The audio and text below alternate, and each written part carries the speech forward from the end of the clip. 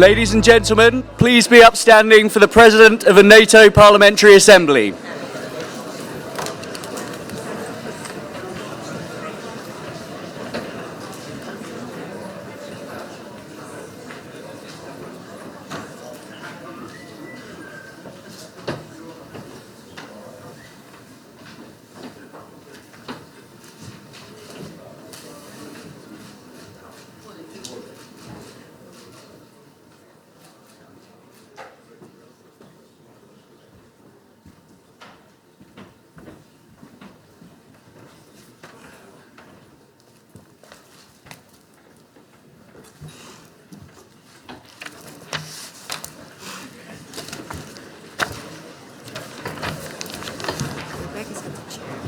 you very much. Thank you. Later or now? Sorry? Later or now? No, I'll stick it there now.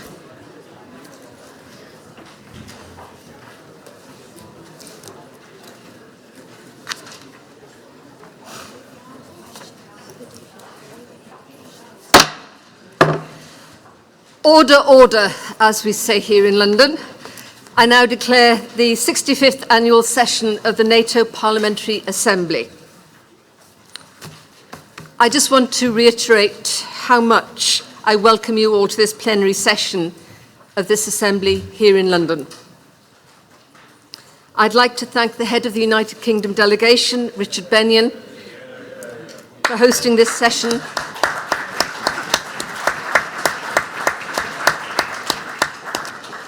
Oh, I love making him blush. Hosting this session, the sixth to be held in the United Kingdom. Richard, you and the team have done a wonderful job in organising this very successful session, and we're grateful to you for all of the work that you've done.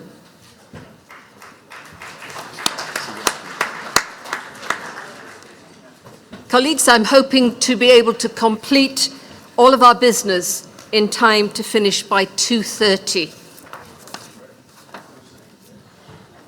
I'll bring it for you.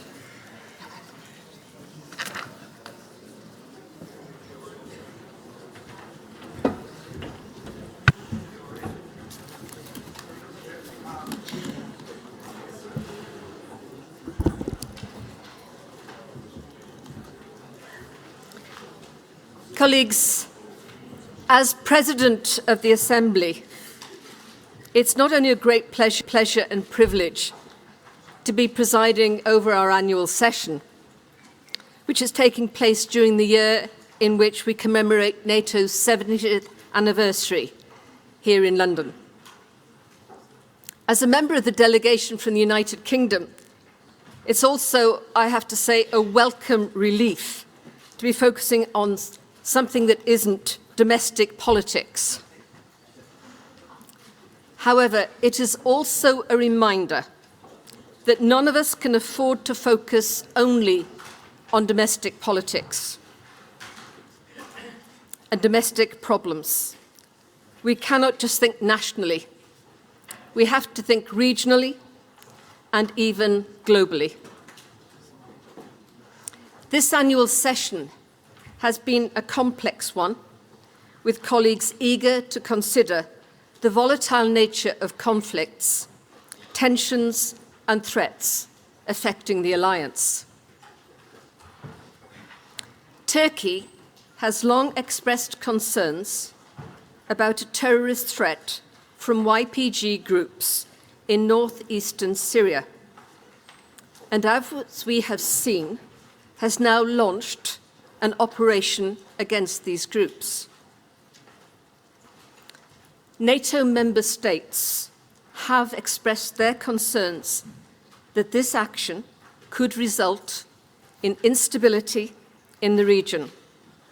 They too have legitimate security concerns. Preventing further civilian deaths and displacements, along with fears of thousands of Daesh fighters escaping from custody and reigniting a wider conflict.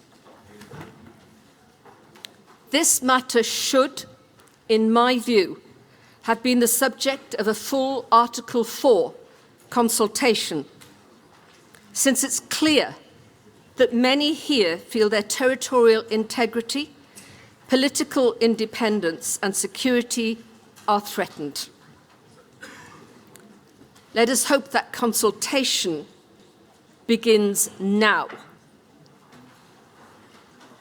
At the same time, I fear that many nations, while being critical of Turkey, are failing to address their own responsibility for their citizens who fought for Daesh and for Daesh's innocent children. A lot of dialogue has taken place in this session, some of it open and some in private. I hope that dialogue will continue and will be extended. It's not our place to solve the conflict, nor is it NATO's.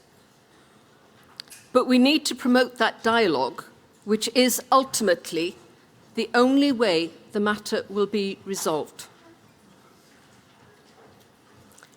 Our alliance is an outstanding success story throughout the profound challenges and changes in the international security landscape. NATO has adapted and evolved to remain as the cornerstone of its members' security and a bastion of stability for its many partners. This 70th anniversary year has been an opportunity to reflect on NATO's success and celebrate its many achievements. But it's also an opportunity to examine its current and future courses to ensure that it continues to adapt to today's and tomorrow's challenges so that NATO will remain as the indispensable foundation of our security for the next 70 years as well. I remain deeply concerned that many of our nations, the public, remain unaware of the role of NATO in our defence and security and addressing the threats and challenges we continue to face. We must all do all that we can to raise public awareness about NATO and devote particular attention to working with our younger generation. Almost 5 years ago, there were two upheavals in international security. The first one shouldn't have surprised us. We'd seen the cyber attack on Estonia in 2007. We'd seen the occupation of Georgian territory in 2008. Yet we were surprised in 2014 when Russia used force against its neighbour and occupied the Ukrainian territory of Crimea. It then launched a campaign to foment conflict in eastern Ukraine. Russia's blatant violation of international law and norms were accompanied by efforts to undermine Western democratic societies and institutions. At the same time, Daesh made huge territorial gains in Syria and Iraq, and for a time established in effect a territorial state which it governed with sickening brutality while also conducting appalling atrocities. NATO's responses, elaborated at the Wales summit in 2014, were far-reaching and effective, and the effects are there for all to see. To counter terrorism, as well as joining the global coalition to defeat Daesh, NATO has improved its awareness, its capability, and its engagement. The decline in defence spending has been reversed, and the trends are in the right direction,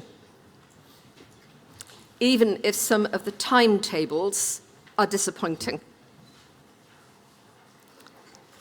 But NATO acted swiftly to reassure those members who felt most at risk from Russia's belligerence. And since then, NATO has moved beyond reassurance onto defence and deterrence.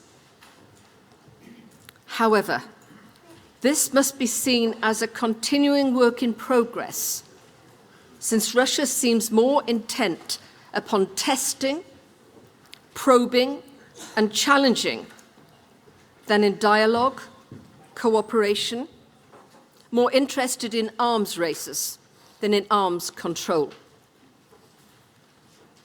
For instance, Russia's persistence intransigence regarding the violation of the International Range Nuclear Forces Treaty rendered the treaty meaningless and left the United States with no option but to withdraw from that treaty.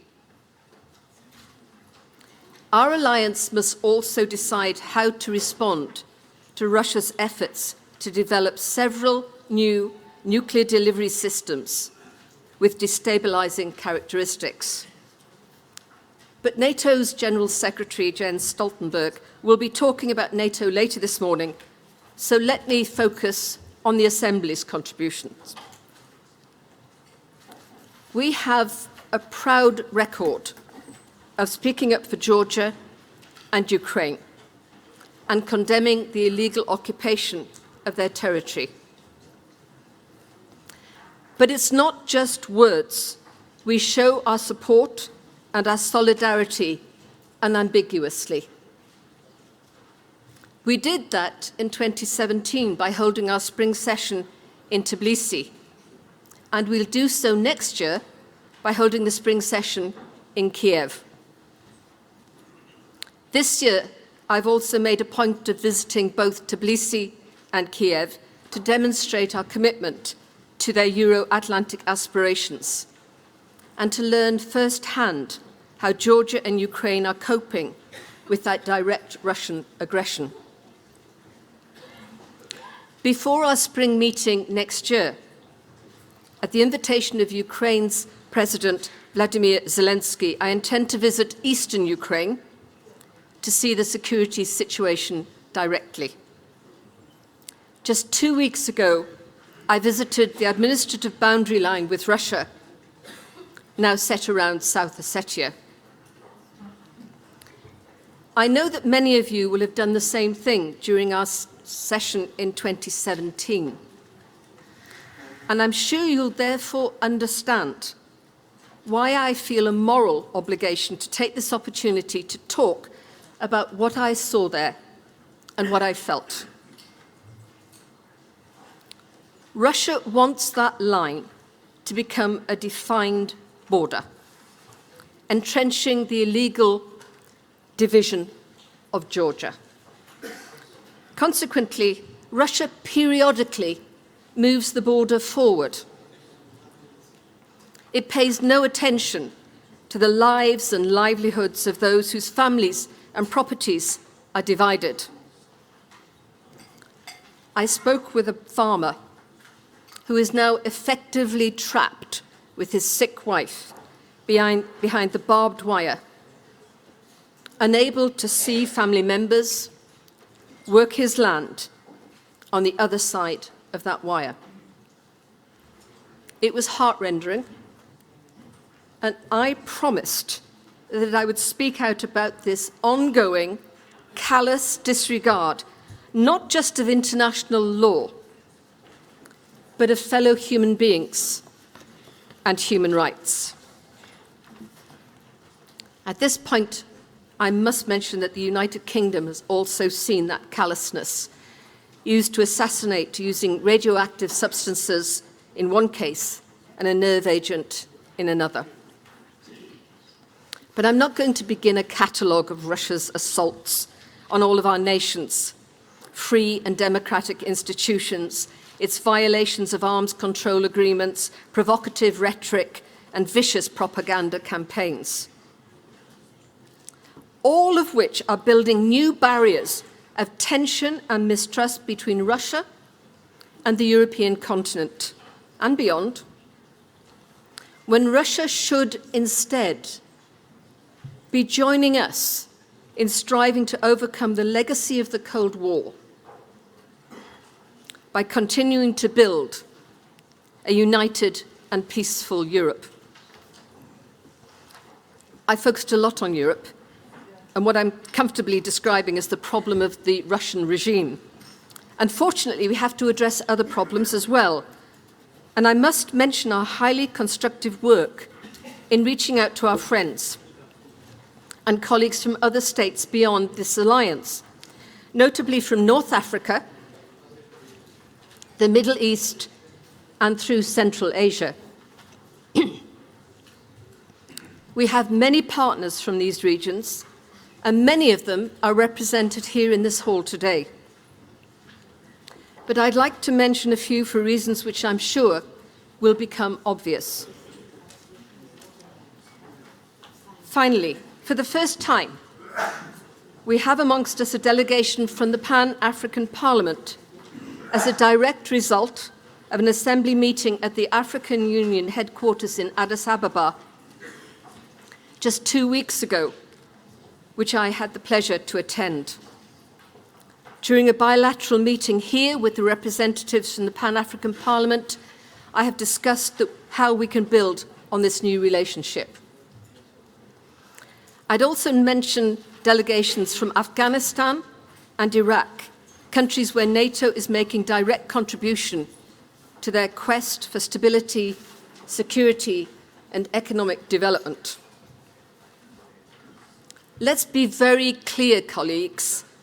Our investments in the stability, security, and prosperity of Afghanistan and Iraq are investments in our own stability, security, and economic well-being.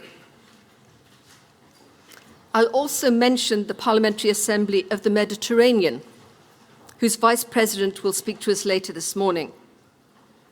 Here too we look forward towards the further development of relationships between our organisations.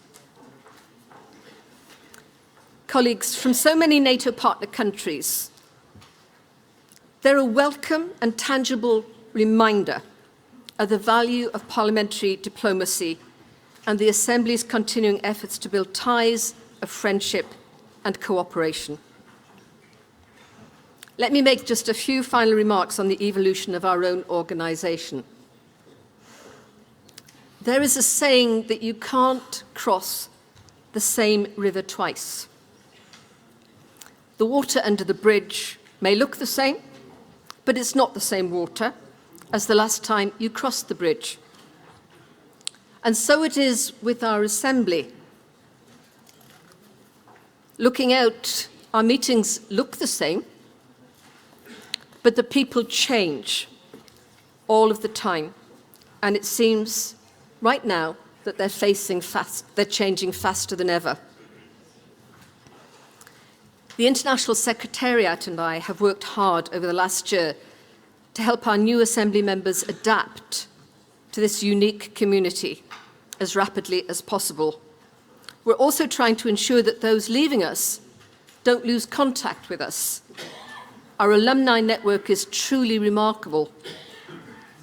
As many of us saw in the February meeting when we met Speaker Nancy Pelosi of the House of Representatives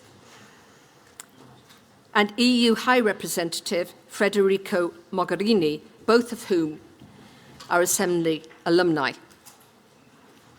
And finally, I'm actively pursuing efforts to engage our youth.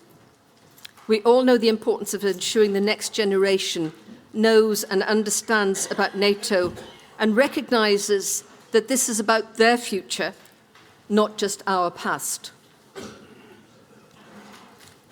Here in London, at the spring session in Bratislava, and during visits to Ukraine and Georgia, we've held extremely productive meetings with the younger generation, from students to young professionals. The meetings have all been different, but have made clear their desire to engage and learn about our alliance and our Assembly. The demand from young people is there. We have to step forward and meet that demand. So please keep that mission in the forefront of our work, and I would urge each of you to consider how you, as a national parliament, can contribute. Let me remind you that in less than 2 months, NATO will hold the leaders' meeting here in London. London, as Richard reminded us all in his welcoming message, was NATO's first home from 1949 to 1952. Its headquarters were here in Belgrave Square, in a building which would now comfortably sit in a little corner of the atrium of the new NATO headquarters. Nothing could better illustrate NATO's ability to adapt and change and meet circumstances and demonstrate the confidence that its members have in its ability to endure for another 70 years and beyond. Our session has been a great accomplishment. In bilateral meetings with new members and partners, I've done my best to broaden and deepen our cooperation. Our committees have strengthened the ties that bind us and have finalised a host of reports that soon will be publicly available on our website. Later this morning, we'll adopt policy recommendations presenting our considered views on key issues facing NATO and the NATO community of nations. I want to end by thanking each and every one of you for the contributions that you have made and which you continue to make to this Assembly's success. Without you, there is no success. Thank you.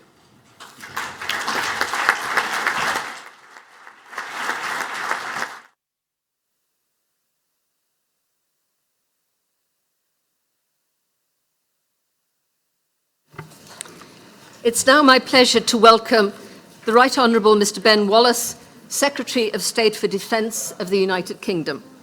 Ben.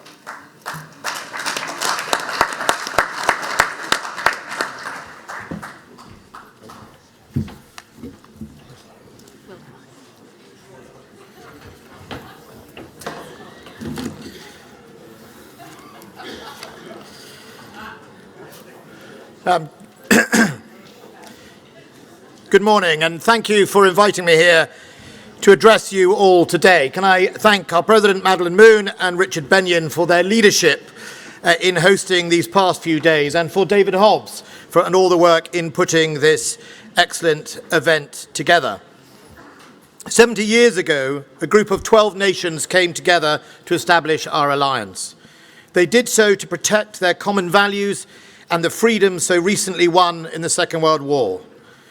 The then common need of the founding members then, as is now, is not one of offence, but of defence, mutual self-defence. NATO members chose freedom and democracy to be our guiding principles. The NATO alliance is a unique balance between democracy and military. As parliamentarians, you not only clear the way to ensure that new challenges to our security are appropriately met by our governments, but you also act as that vital check on power to ensure that the most vital ingredient of democracy, consent, is upheld. The power of the 14 Articles and the doctrine of mutual self-defence cannot be maintained without the constant reaffirmation of our consent. We must, however, be realistic. Upholding the Articles of the treaty aren't free. They take investment and innovation. For a long time, there's been pressure for us all to increase investment in defence. And the United Kingdom is proud to have heeded that call. Last month, our spending review granted my department an extra £2.3 billion. And this takes us to an overall budget of £41.23 billion and the leading spenders in Europe. The motto of our Royal Military Academy at Sandhurst is "Serve to Lead." Its meaning is simple. To lead, you must give. As a platoon commander, for example, it means you give your time, your effort, and your loyalty, often long after everyone else has gone to bed. And for a country, it is no different. Leadership must not be defined as working to rule or doing just enough. It is proven by going that extra kilometre. That's why we believe in the United Kingdom that our nuclear deterrent is for all your defence. It is why we believe over 2% of GDP on defence spending is why it is important to contribute to. And it is why we believe to intend to continue to seek to support and strengthen this alliance and its membership. All of us can lead in our own way, whether by extending the hand to new members or leading development of niche capability. Our collective forward momentum is the glue that can keep us unified. We can never be static at NATO. And while the methods might have changed, the threat and the challenge to us all has not. In 1949, as we were coming together for common good, others were learning new ways to challenge us. Our adversaries realised that if you couldn't beat us by playing by the rules, they would seek to change them. Just a few years before that founding of NATO, Georgy Isserson was rewriting them in the Soviet Union. With social media and open borders, hybrid warfare that he projected has come of age. In 2013, the Russian Chief of the General Staff, Valery Gerasimov, stated, "The very rules of war have changed. The role of non-military means of achieving political and strategic goals has grown, and in many cases, they have exceeded the power of force of weapons in their effectiveness." He went on to say in the same article, "Long-distance, contactless actions against the enemy are becoming the main means of achieving combat and operational goals." Our friends in Ukraine and the Baltics know that too well. For the last 3 years before taking up this position, I was the United Kingdom Security Minister. I got to see into the shadows and see the daily attacks on our societies that many do not. Cyber, disinformation, assassination, corruption, all prosecuted on our open and liberal societies, all engineered to divide us and weaken us. Be under no illusion that it is happening across all of our membership. To date, our response has not been good enough. We are neither nimble enough nor deterring enough, and that is where we must aim our investment. The UK will soon solidify plans for a national cyber force to ensure a stronger presence in the new contested frontier. And we should not be naive to think that China and Russia are not interested in offensive capabilities in space. If they go high, we must go high. If they go deep, we must go deep. In the 70 years that NATO has been, we have achieved great things together, from 12 to 29 members. Today, we still stand guard on our borders, and now we reach deep across continents, still holding dear the same values, but dealing with a wider range of threats and adversaries. I'm proud of what we have all achieved together, and I'm determined that under the leadership that I give to the Ministry of Defence, we will continue to contribute to NATO's readiness, deployments and thinking. Whatever happens over Brexit, our motto will be that security is not a competition, it is a partnership. As Henry Truman said at the founding of this alliance, men with courage and vision can still determine their own destiny. They can choose slavery or freedom, war or peace. I have no doubt which they will choose. Thank you, Madam President.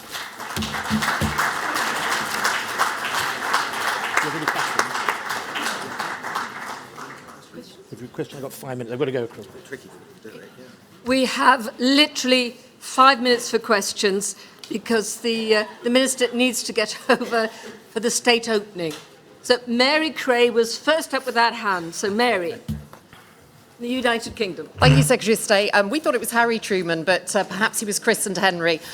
Just a quick one. Have you had any contact with our Kurdish allies who are holding British ISIS fighters and including British children in those camps, following President Trump's withdrawal of his troops on the ground?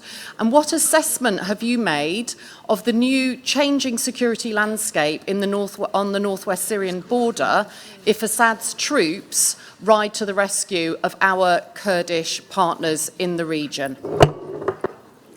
Well, first of all, Mary, we talk to all parties and nearly always have done in that part of the world. I'm not going to allude to our specific conversations with individual groups or nations. We have, of course, talked since the decision by Turkey to deploy across the border. We've reiterated as a country our view that Turkey must take due regard to the treatment of civilians and human rights, and we will continue to maintain that.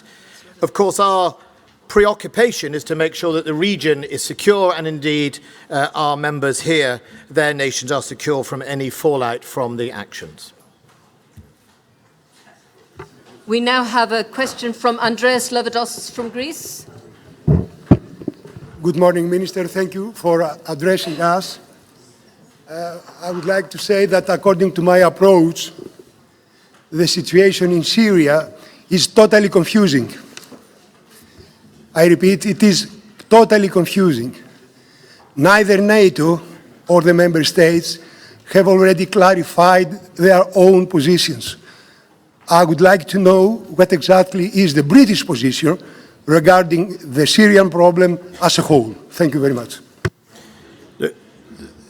The British position understands exactly what's been happening and the pressures on a number of groups and indeed member states in that region. It is absolutely clear that Turkey has had and still does have a threat emanate towards it from groups such as the PKK, a terrorist organization in this country as well, and that Turkey needs to do what it sometimes has to do to defend itself. However, it is our view that what has happened at present needs to be taken in a measured way in order for that security to take place for Turkey, but in a way that upholds the value of international law and humanitarian rights. And that's what we will hold Turkey to, and indeed any other parties involved in this current conflict.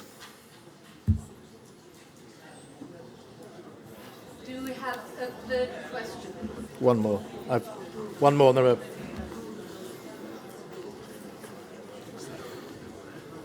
Right, let's go. We're going to go. Madeleine.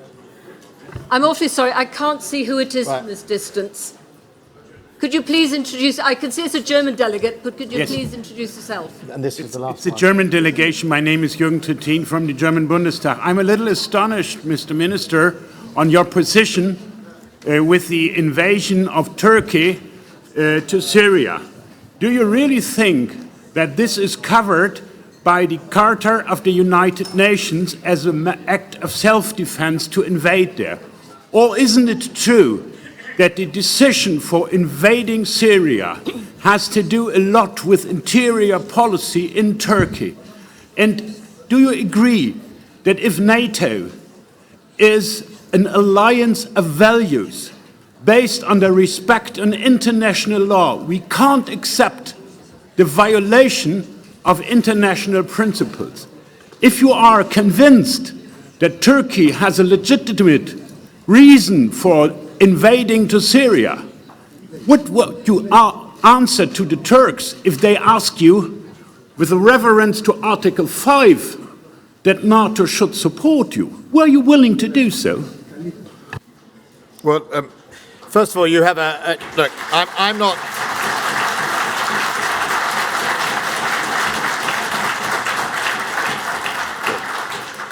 I'm not going to speculate on Turkish internal politics, and I don't think anybody would choose to do that without any knowledge of Turkey. Look, I think my view would be, as we've said very clearly, this is a situation we did not want to develop in this way.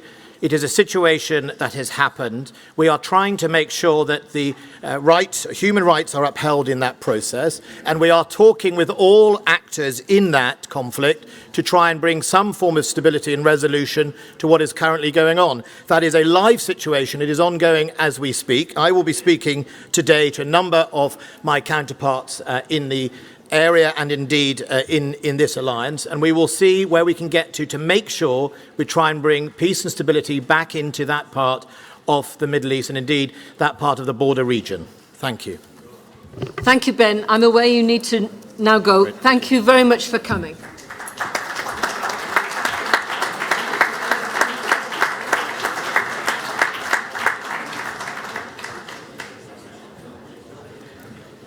It's now my pleasure, colleagues, to welcome the Honourable Pedro Roque, Vice President of the Parliamentary Assembly of the Mediterranean. Settle down, we've got a lot to get through. So we're going to welcome the Honourable Pedro Roque, Vice President of the Parliamentary Assembly of the Mediterranean, President of the First Standing Committee of Political and Security-related Cooperation, and President Emeritus.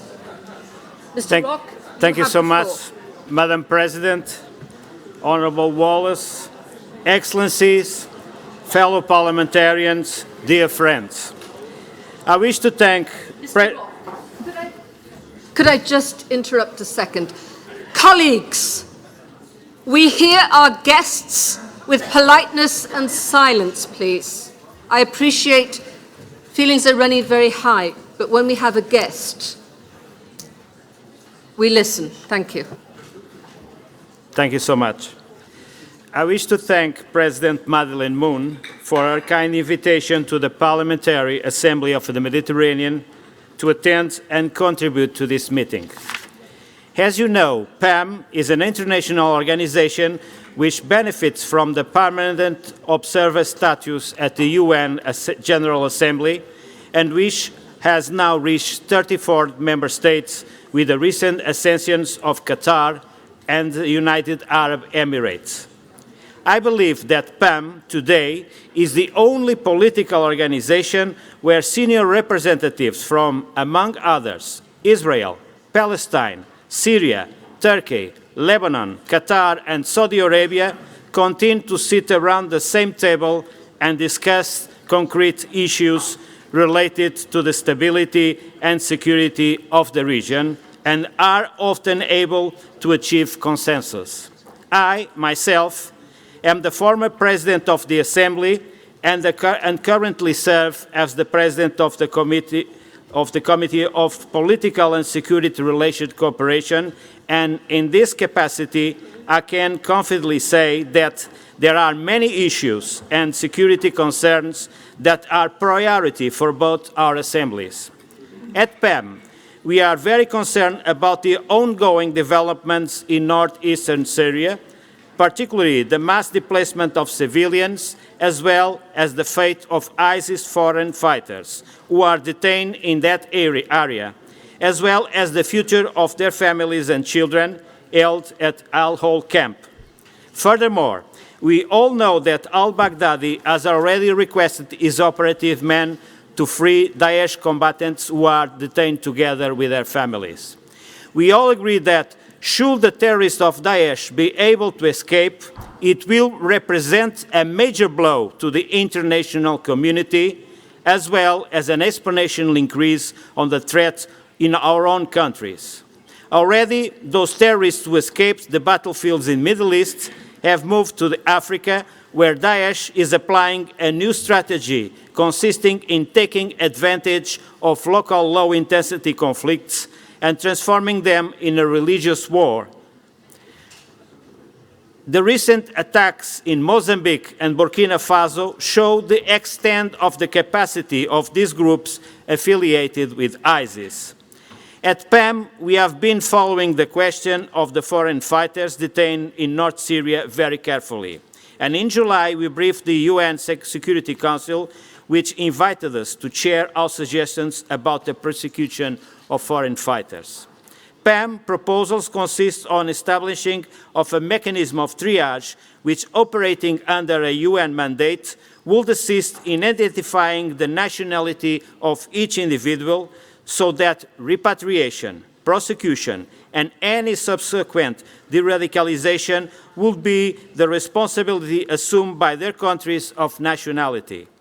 Similarly, this mechanism would assist in dealing with the families of the foreign fighters, as well as in the much-needed rehabilitation of the thousands of children still living in a camp managed by the Daesh female police. PAM, at the request of the UN, was also ready to field a fact-finding mission on that area, a program which has now been put on hold until the situation improves. With reference to Libya, we have been able to ensure the participation of both the representatives of Tripoli and Tobruk at PAM meetings.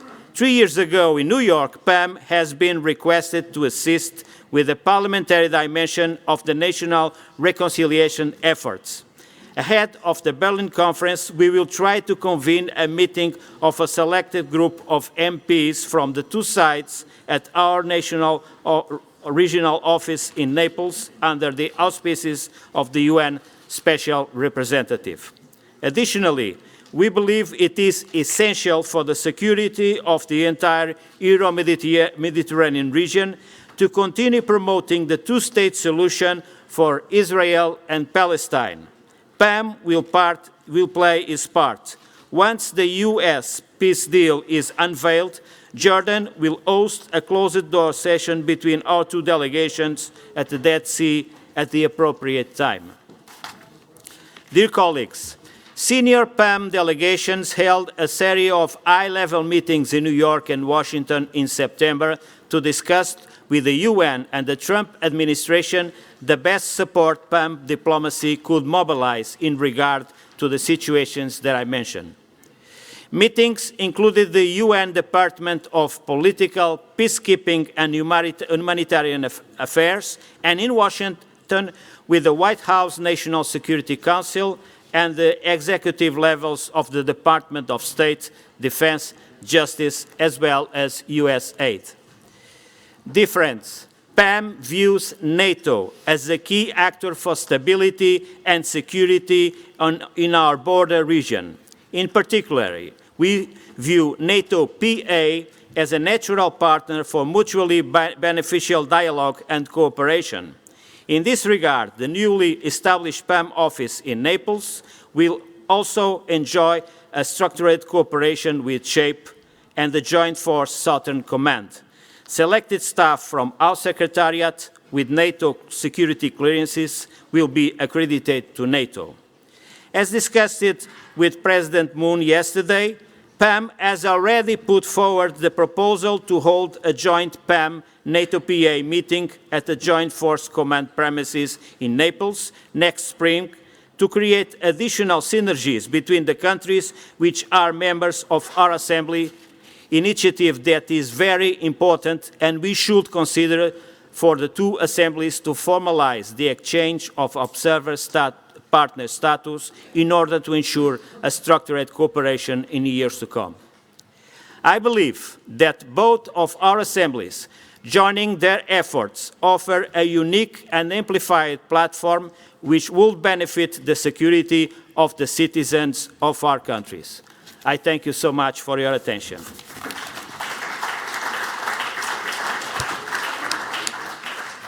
I want to thank Mr. Rock for attending our Assembly, but especially for his remarks.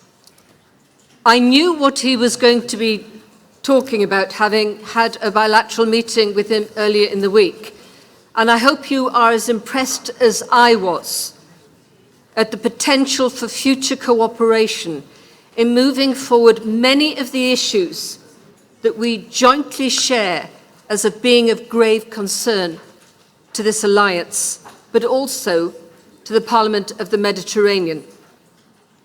I think the work that PAM is doing fits perfectly with our own work, and I think that cooperation will be of benefit to both of us. So thank you, Pedro. Thank you for coming, and thank you for your speech. We look forward to working with the Parliamentary Assembly of the Mediterranean. Thank you.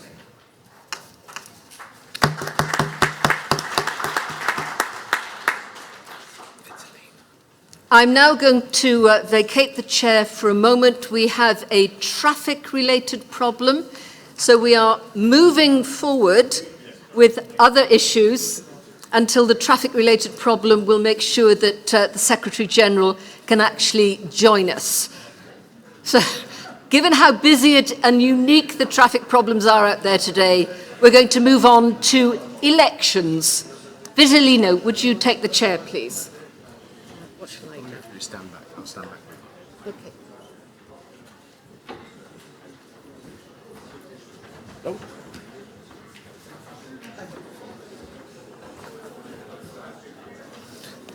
Hello.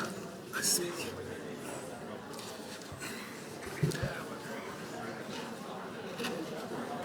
Well, good morning. We have to change the order of the day, so the next point of the order of the day is the election of the Bureau of this Assembly, starting with the President.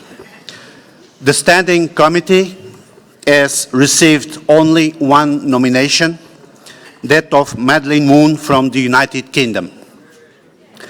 There being only one candidate for the post, the election can take place by acclamation, which I now invite the Assembly to do.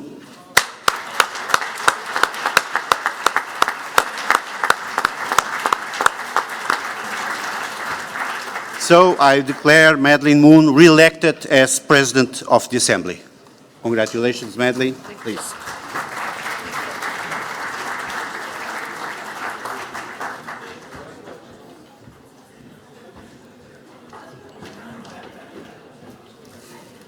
Thank you, colleagues.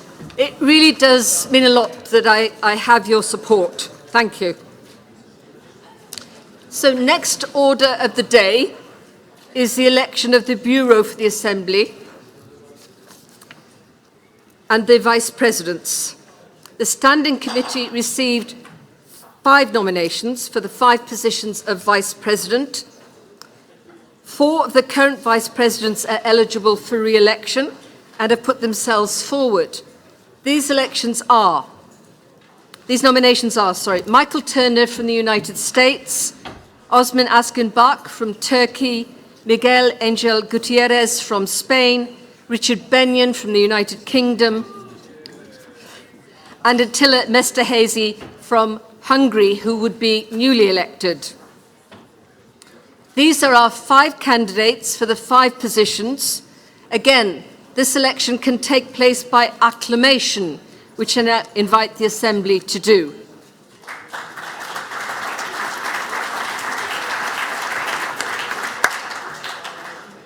I declare the 5 Vice Presidents elected. Congratulations to you all. We now proceed to the election of Treasurer. Our current Treasurer, Mark Angel, is leaving our Assembly, and Wolfgang Helmich from Germany has been nominated to take his place. As no other candidates have put themselves forward, I invite the Assembly to approve the election of Wolfgang Helmich as Treasurer of the Assembly by acclamation.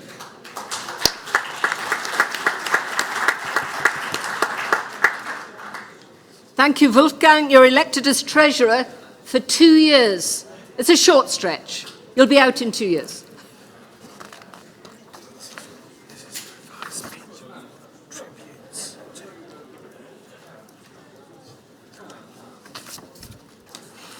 So, our next item of business is tributes to our departing colleagues. I hate using that term. It sounds like something negative is happening to them. Mark Angel, Vitalino Canas, Julio Miranda Calle, and Joseph Day. Mark Angel has served as the Assembly's Treasurer for the past 6 years. As many as you know, he's about to start what I am sure will be a stellar career at the European Parliament. The European Parliament's gain, however, is our enormous loss. Mark joined our Assembly in 2004 and has been one of the leading voices on the Committee on the Civil Dimension of Security. As our Treasurer, Mark, you were truly our guardian angel.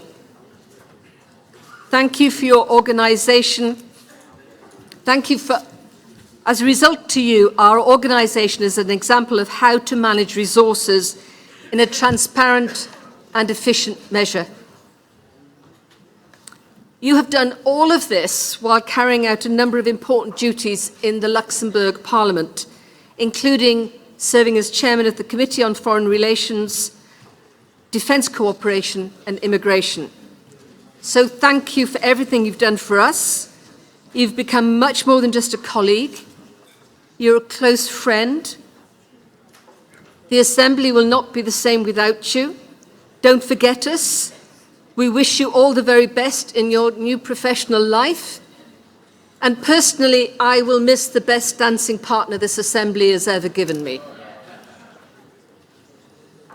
Vitalino Canas joined this Assembly in 2005. He immediately earned tremendous respect from his peers. Colleagues knew him for his professionalism and deep knowledge of international affairs. Coupled with his characteristic calm and gentlemanly demeanour, these qualities helped make him a much respected voice of our common sense and reason in the Assembly. We have been lucky to have him in the Assembly Bureau for the last 2 years. He'll also be missed on the Committee on the Civil Dimension of Security, where he served in all leadership positions over the years. With Vitalino's departure, from parliamentary politics, we're not only losing a great fellow parliamentarian, we're also losing an eminent constitutional lawyer. While we were in Georgia, I warned the Georgians when we were talking of constitutional affairs, they were getting his advice for free right now, but once this session is over, they'd be paying a lot of money for his advice. So Vitalino, again, we're incredibly sad to see you go. We hope you'll remain active in our alumni and that we continue to draw on your experience and that I personally can continue to draw on your friendship. Somebody called Joe Day. Anybody know this Joe Day man? He joined the Parliamentary Assembly in 2002 and swiftly emerged as a stalwart of the Defence and Security Committee. He served as Vice Chair and then Chair of the Subcommittee on Transatlantic Defence and Security Cooperation, as well as Vice Chair and Chair of the Defence and Security Committee. He was elected Vice President of the Assembly in 2016 and has served on the General Rapporteur for the Defence and Security Committee for the past 3 years. Joe will be leaving the Canadian Senate and we'll dearly miss him. All of our members, of all of you, he has been the quickest with a smile, with good humour, with sunny disposition, and they have all consistently helped shine a path out of difficult and tense moments when political discussions sometimes can get difficult. Joe has been a friend to everybody. His contributions and deep engagement will be sorely missed. Joe, we miss you the very best. We love you. Thank you.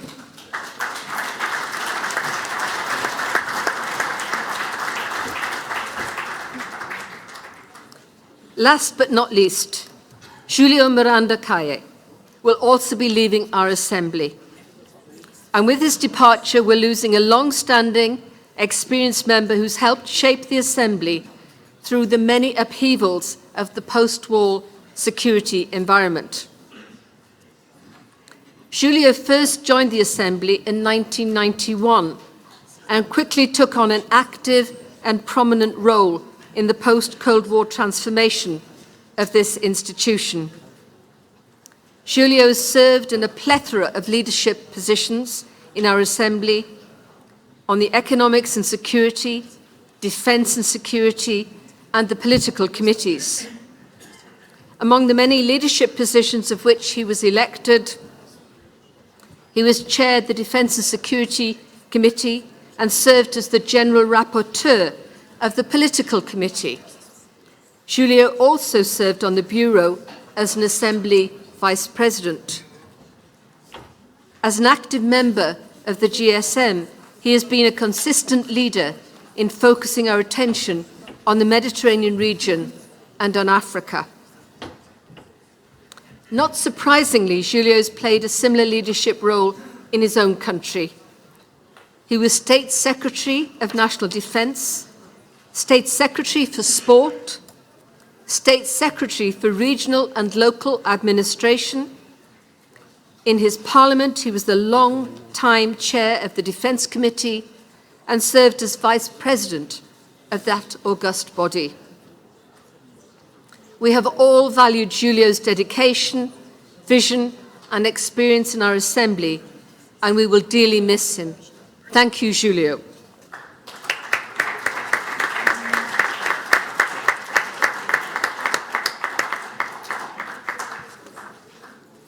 I now would like to invite Mark Angel to join us on the platform.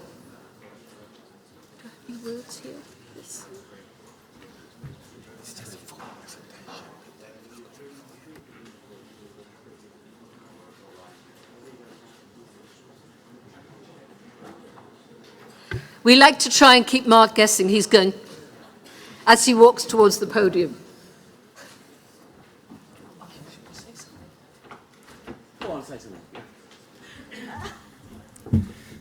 Dear friends, dear Madeleine, first of all, thank you for these very nice words. It has been a pleasure serving in this assembly for the last 16 years and also 6 years as treasurer. I've made many friends. J'ai fait beaucoup d'amis ici parmi vous. Et je vais arrêter maintenant, sinon je crois que je vais parler à mon propre enterrement. Mais en tout cas, merci beaucoup. Thank you so much. Vielen Dank. I had wonderful times here and I certainly will miss you all. But I will sneak into the February meetings in Brussels when you have the reception in the headquarters. And I hope that you will let me in and give me a permanent pass to enter to that building to come and see my friends. Thank you so much. I love you all. Thank you.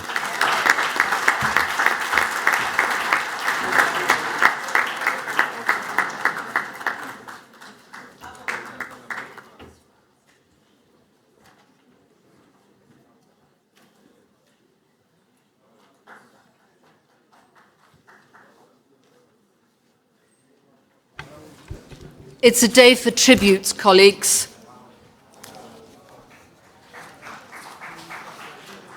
I now want to pay tribute to David Hobbs. Our Secretary-General has served and guided this Assembly for 27 years. After an education as a physicist at Manchester University and war studies from King's College, David started his professional career in the UK civil service and in the private sector.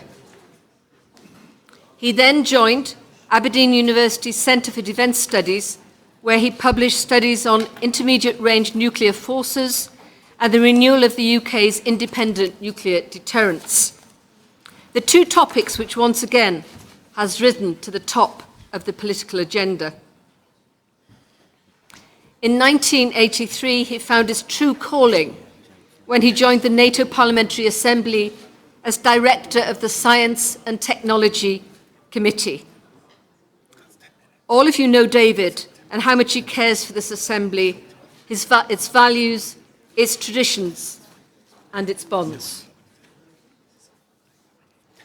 He rose to Director of Committees and Studies in 1987, where he coordinated the work of all 5 of the Assembly's committees, was appointed the Deputy Secretary-General in 1997 and to Secretary-General in 2008. It's very difficult to read and look at these pictures at the same time, let me tell you. In his time with the Assembly, he has been instrumental in all changes and adaptations that the institution has gone through. But I'd like to highlight that he was one of the key personnel involved in the Assembly's adaptation to the post-Cold War environment.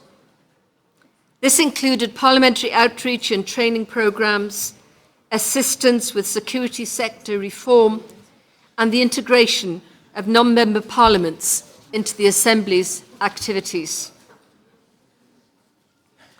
Outside of the Assembly, he was heavily involved in a number of NGOs on a different diverse set of topics, including on IT assistance to parliaments, chemical and biological weapons, arms control, and special operational forces.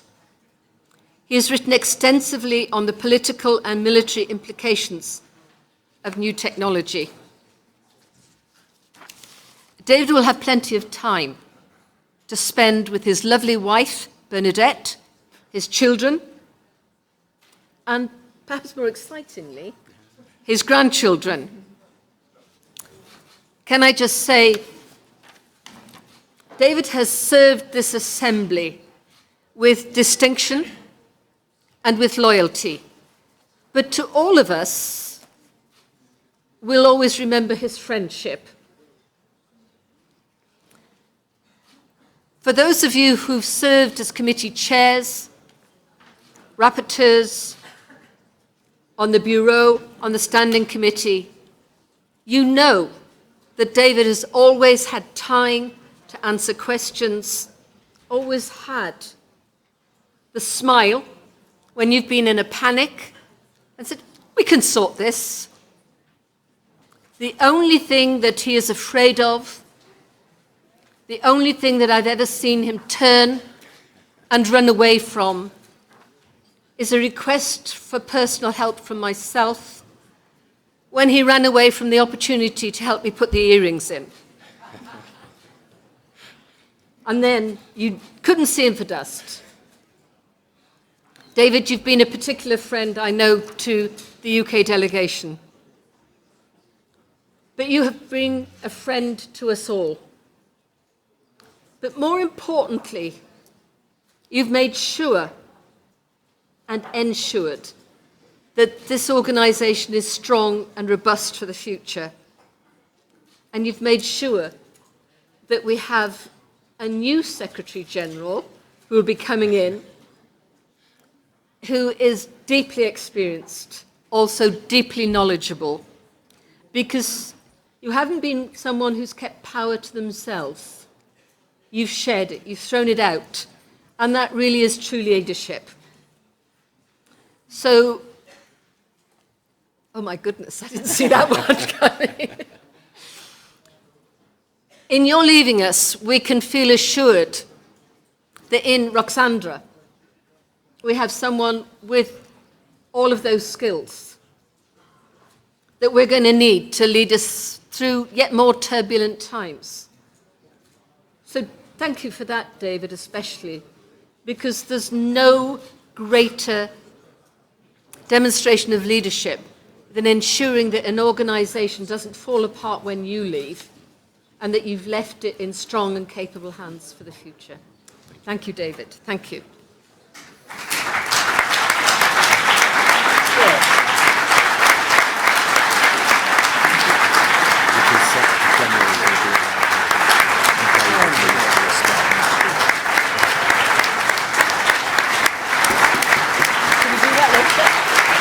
Do it now.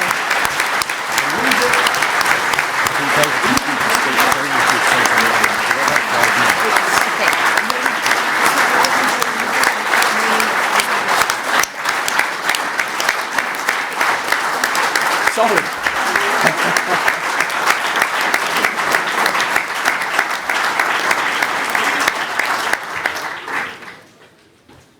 I'm particularly glad that the Secretary-General of NATO could actually join us and appreciate that tribute, because it's very well meant.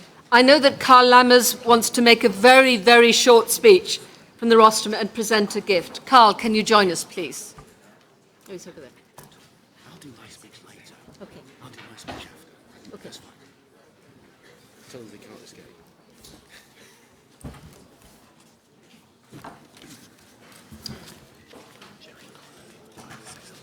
Dear Madam President, dear Mr. Secretary General, dear David, dear Ruxandra, dear friends and colleagues. This is a moving moment for all of us. Our Secretary General, David Hobbs, a really special person of our Assembly, will be retiring at the end of this year. I would like to take the opportunity to say a few words on behalf of the German delegation, but also very personally, and give our gratitude to you, David, for your support, for your guidance, and for your leadership for many, many years. Undoubtedly, you have been a pillar of strength of our Assembly over the past 12 years, since taking up the post of Secretary General. Yes, ladies and gentlemen, that is right. 12 years, we even had to change the statutes to keep David on board. This is how much we evaluate the work and dedication of David for the Parliamentary Assembly. Therefore, it is with great sadness that we will finally have to say goodbye to a highly respected and well-liked colleague and friend. Dear David, more than half of your life you have contributed to our Parliamentary Assembly. Since you have joined the Assembly in 1983, you have become a flagship of our organization. Madam President, you have highlighted the impressive curriculum of David. So I want to say you were re-elected amazing 5 times. That is really a long period and stands as a testament for your great work. You led the International Secretariat during some of the most challenging times in our recent history. The aftermath of 9/11 and the illegal annexation of Crimea by Russia, to mention just 2 examples. And David has been at the helm of the Secretariat at some of the most exciting times in our recent history. And there are far more of such examples to mention, such as the changes of Eastern Europe, meaning new partners joining after gaining independence. David has supported us during this period to develop and to build our partnership to a much bigger dimension than previously could have been imagined. We all are incredibly grateful to your depths of knowledge and expertise, David. Our Parliamentary Assembly enjoys a high level of reputation across the world and plays a very significant role also and especially because of you, Mr. Secretary General. Particularly during my time as President of the Assembly, from 2010 to 2012, I was impressed by your sensitive diplomatic approach, your leadership style, and your professional manner. In this context, I remember a story that will be, for me, forever closely linked with you, David. As you all know, I was president with great passion. So I asked David at what time exactly my presidency would be finished. And that was in Kazakhstan, together with Petras Auštrevičius from Lithuania, in a country with a lifetime presidency, a very nice vision. So David said, at the end of the plenary session on Monday afternoon, when you will hit the hammer on the table to close the meeting. Oh, I thought, that's great. I said, but what will be happen if I will not swing the hammer on the table? And you all know David.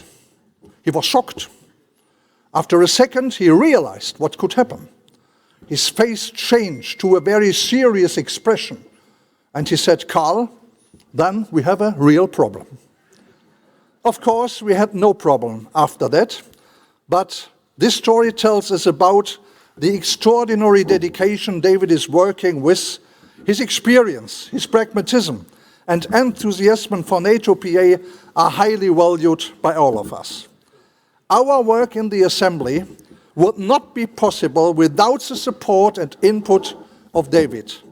So let us remember that the achievements that I mentioned earlier, the widening of our partnership with newly independent democracies, would not have been possible without a key major event exactly 30 years ago, and something that was for some really unimaginable, the fall of the Berlin Wall. So, ladies and gentlemen, it is an honor for me to say this historical event has strengthened democracy and widened our international parliamentary cooperation. Therefore, David, on behalf of the German delegation, I would like to give you an original piece of the Berlin Wall as a symbol of change. And a part of this, we also would like to give you a voucher for a wonderful afternoon tea at the Kensington Hotel together with your family. David, we had an extremely productive and enjoyable time together. And we will all miss you then that you are embarking on a period of personal change. We all wish you the best for your well-reserved retirement and hope that you will enjoy the next stage in your life as much as we have enjoyed working alongside you. So thank you very much indeed. We wish you and your family all the best for your future. Thank you very much.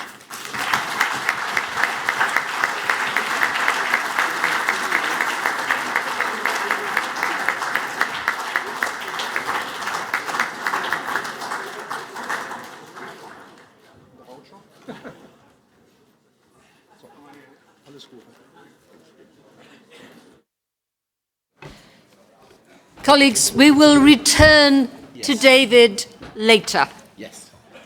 I have a speech later. David has a speech, and we all have a chance to remember what was happening behind some of those photographs. It's now my pleasure to welcome Mr. Jens Stoltenberg, Secretary-General of NATO and Chairman of the North Atlantic Council.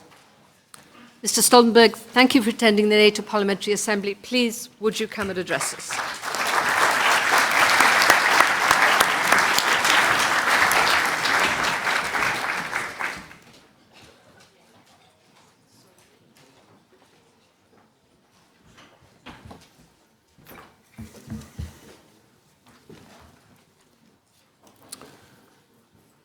Dear Madeleine, first of all, let me just say that I also very much appreciated working with you, David, and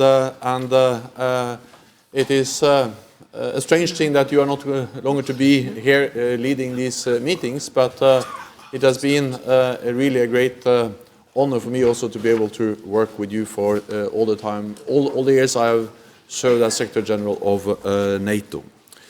Dear friends, it is a great pleasure to see you again, and let me start by expressing a special thanks to our host, the UK government, and the UK parliamentary delegation. It is a particular honor to be here in London in this important year of anniversaries. NATO not only celebrates our 70th anniversary, 70 years since the creation of our alliance, but also 30 years since the fall of the Berlin Wall.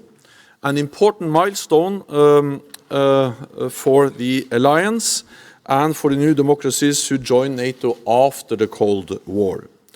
So we may have real causes to celebrate, but we have no reason to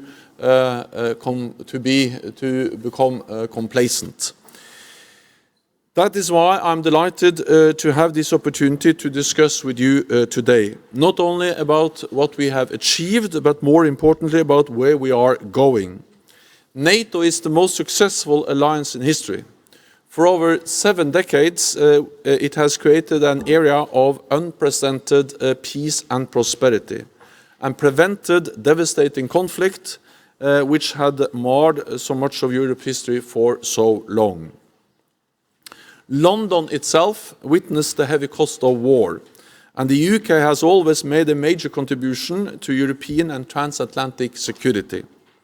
A bold, outward-looking and responsible global power, which I know it will continue to be. This city is part of NATO's history.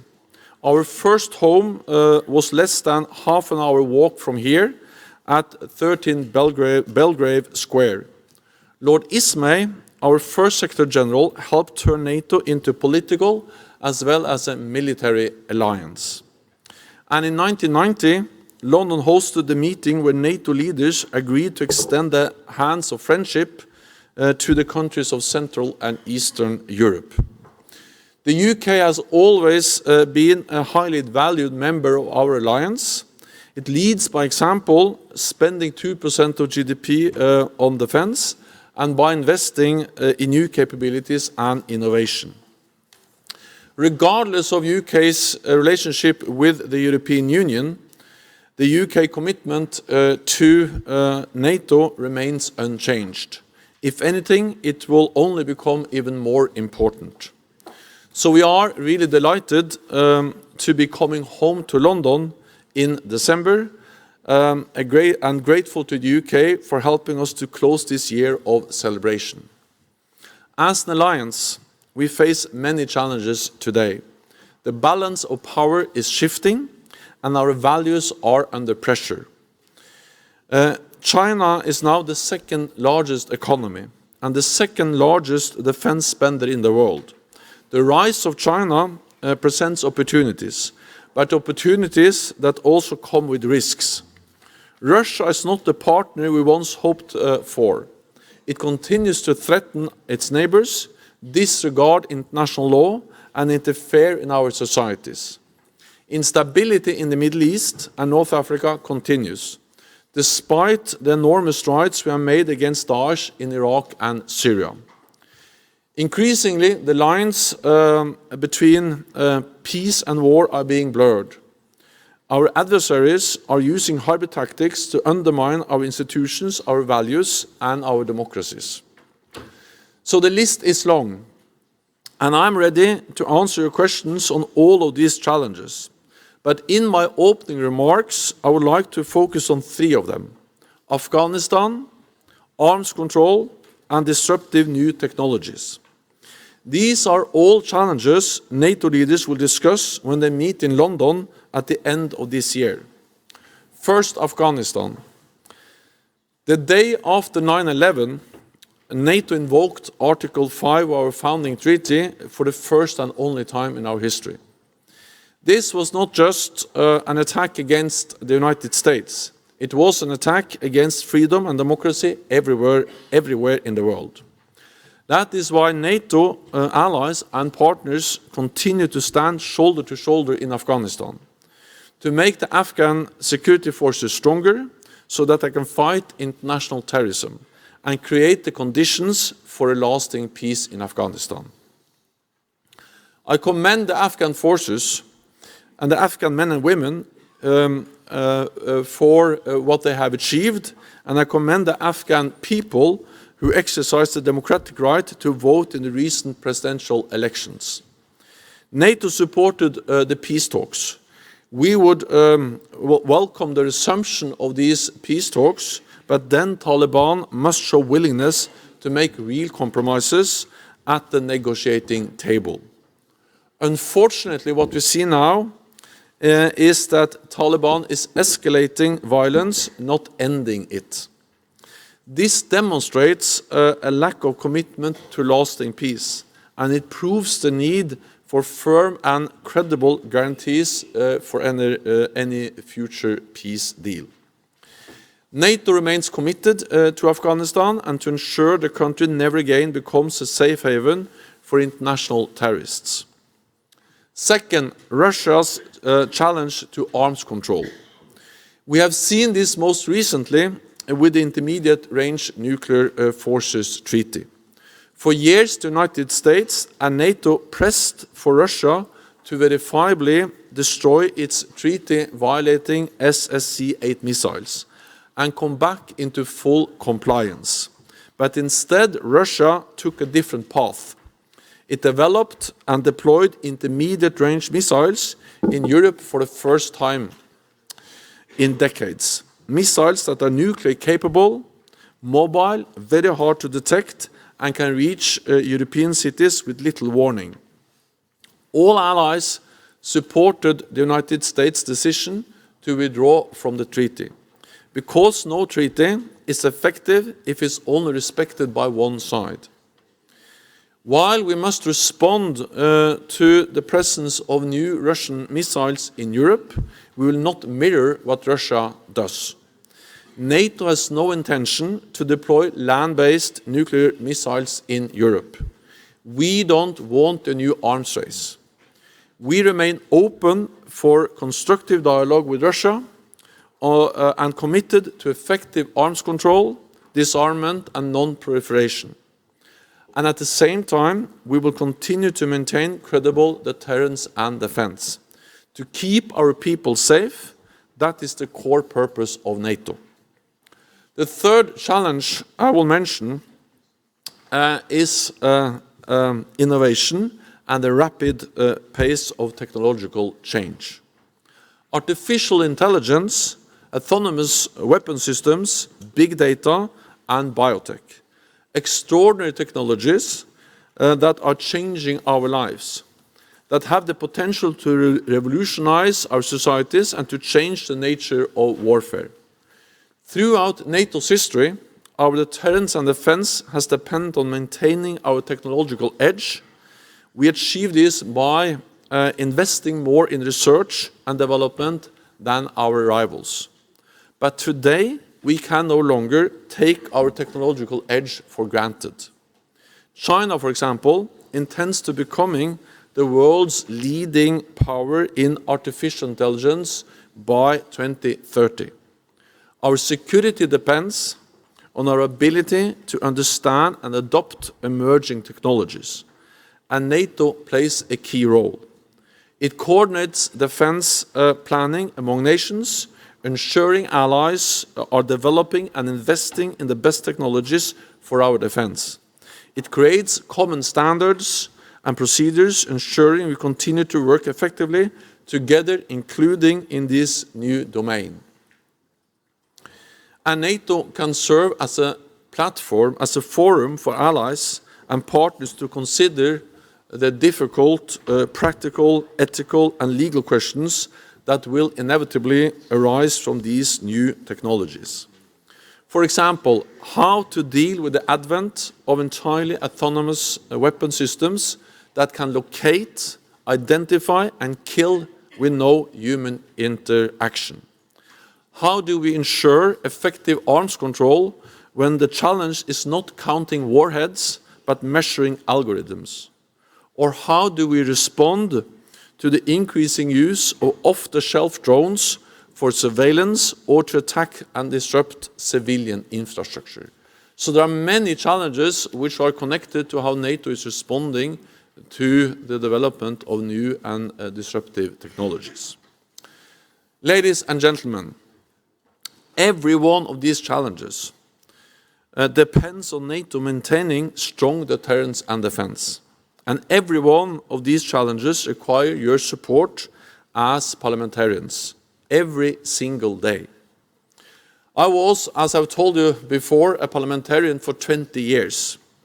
So I know the difficult debates that must be had, particularly when it comes to deciding budgets and allocating resources for defense, when other domestic priorities, such as health or education, are more pressing. But our security is the foundation for everything else.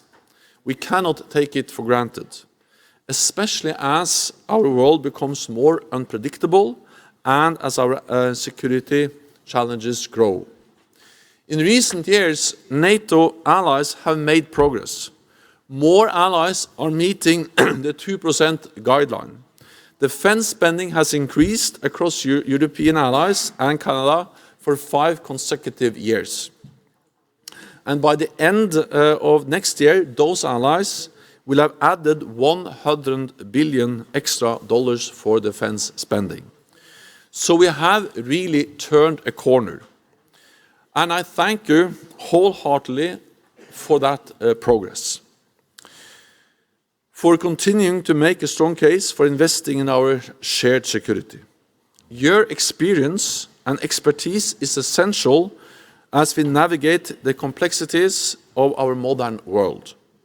Afghanistan, arms control, new technologies, and many more challenges besides. They require the wisdom that only our democratically elected parliaments can offer. And perhaps even more important is your role as the direct link between the almost 1 billion people we protect. We must continue to demonstrate that working together is always better than going it alone. NATO is an alliance of values, of liberty, democracy, and the rule of law. For 70 years, it has kept our people and our nations safe. And with your support, it will keep us safe for many more years to come. Before taking your questions, let me just say a few words about the ongoing situation in Syria. The situation is of great concern. I met with President Erdogan, as well as Minister Çavuşoğlu and Minister Akkar in Istanbul on Friday. I shared with them my serious concerns about the ongoing operation and the risk for further destabilizing the region, escalating tensions, and even more human suffering. Turkey has legitimate security concerns. No other ally has suffered more terrorist attacks. No other ally is more exposed to the instability, violence, and turmoil from the Middle East. And no other ally hosts so many refugees from Syria. Nevertheless, I expect Turkey to act with restraint and in coordination with other allies so that we can preserve the gains we have made against our common enemy, Daesh. A few years ago, Daesh controlled significant territory in Iraq and Syria. Working together in the global coalition, we have liberated all this territory and millions of people. These gains must not be jeopardized. An imminent concern is that captured terrorists must not be allowed to escape. The international community must find a coordinated and sustainable solution to deal with foreign fighters held in Syria. And with that, I'm ready to take your questions. And as I said in the opening, I'm ready to also answer questions about all the other issues I didn't mention in my opening remarks. So many thanks.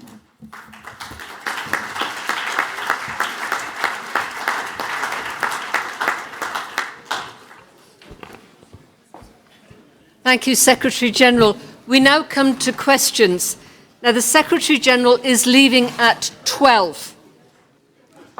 I will announce those called to ask questions in groups of 3, so that you will be prepared.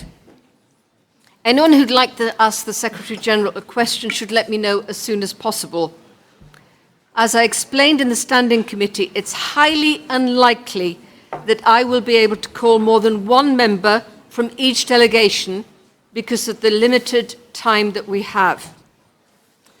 I'm now going to set a time limit of 1 minute for questions to ensure that as many delegations as possible can participate. The Secretary-General has said that the list that we have, which is now closed, if we don't get to those already on the list, he will respond in writing. And I think that's a very generous offer. So, Secretary-General, we have 3 first questions from Richard Benyon from the UK, Gerald Connolly from the US, and then Miguel Angel Gutierrez from Spain. Secretary-General, thank you for your kind words about the United Kingdom and welcome to London.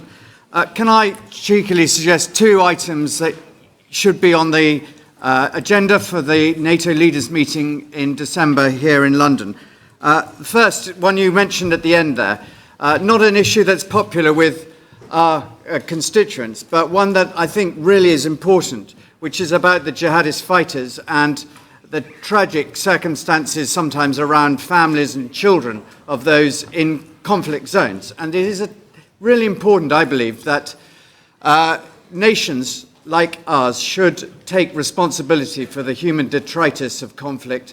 And I really hope that this is an issue that is going to be tackled because it has been highlighted under the circumstances in northeast Syria. And the second is around Magnitsky legislation. We've had Bill Browder here talking to us about the ability to tackle those who do wrong and human rights abuses through our legal system, and I hope that that will be on the agenda.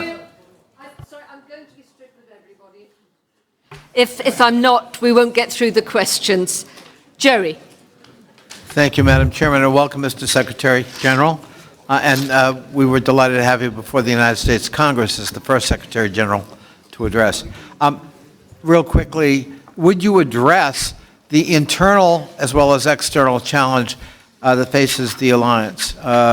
There's backsliding in some quarters in terms of those shared values you mentioned that we certainly believe are a part of the alliance. What can NATO do to try to ensure that we are committed to those shared values and we don't see erosion from within? Thank you. Miguel. Thank you, Madam President and Secretary General. I would like to speak in Spanish.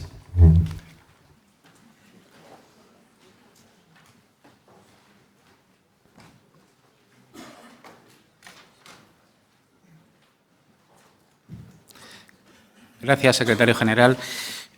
Thank you, Secretary General. I would like to ask you a question. At the Parliamentary Assembly for a long time, we've been working on the significant development for those countries in the EU that are in the southern borders of the EU, the challenges that countries south of the Mediterranean mean for us and the Atlantic Alliance. We've done our homework. We've reached agreement, as President Madeleine Moon has said, with the African Union that is represented here. And today we will be reporting on the MENA region situation. I think the Assembly has played its role.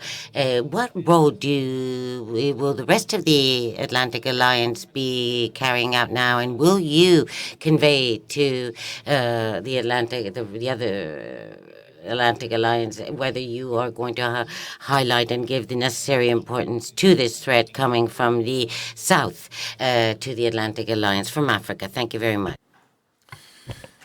Thank you so much. I can start with the last question. First of all, so NATO has a 360-degree approach. So, of course, everything that happens also to the south of NATO matters for the whole alliance. Then, of course, depending a bit on where in NATO you stand, the south may be a bit different places. But I think mostly when you speak about the south, we think about North Africa and the Middle East. And NATO is addressing those challenges in many different ways. We have to remember that our biggest military operation ever is in Afghanistan, which is about fighting terrorism. We have the training mission in Iraq, which is about fighting terrorism. And then we are working closely with the partners in North Africa and the Middle East, as Tunisia, Jordan, to help them build their military capabilities, intelligence services, command and control, to help them stabilize their own countries. We also have the Sea Guardian presence in the Mediterranean. I think there is a potential for NATO to do more. But the precondition for NATO to do more is that allies agree.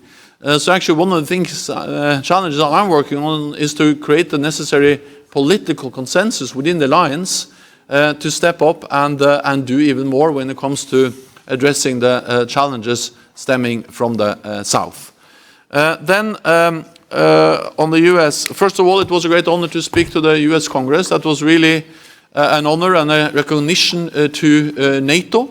And it provided us an excellent platform for me to highlight that the strong NATO, strong transatlantic bond is of course good for Europe, but it's also good for the United States. It is good to have friends. And no other country, no other great power, has more friends and allies than the United States. This has proven extremely important after 9/11, but it's also important if we, for instance, address the challenges related to the rise of China. If anyone in the United States are concerned about the rise of China, then of course it's even more important to keep friends and allies as NATO close. You asked in particular about values. Well, NATO is based on core values: individual liberty, rule of law, democracy. And I highlight and I underscore and I stress the importance of these values in my meetings, in my speeches, because these values are actually what we are based on. Then I know that there are concerns. And I think that the one important role NATO plays is that we are bringing allies together. We provide a platform for allies in an open way to discuss those concerns and raise those concerns. So for instance, in the NATO Parliamentary Assembly, that's an ideal platform to have a democratic open debate on concerns which I know exist. NATO cannot, enforce any decisions on national parliaments, But what we can is to provide a platform for open democratic discussions where also allies are free and are welcome to raise concerns about to what extent we're all able to live up to those standards. The last thing I would say about this is that even if there are concerns, and I accept that, and I raise this issue in different capitals when I travel around, we have to remember that NATO has really contributed to the spread of democracy and rule of law, especially throughout Europe after the end of the Cold War. The enlargement of NATO, together with the enlargement of the European Union, has by far been one of the biggest, gains for those values for decades.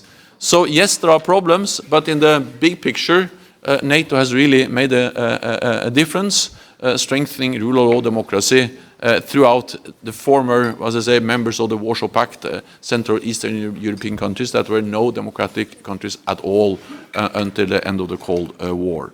Then the UK.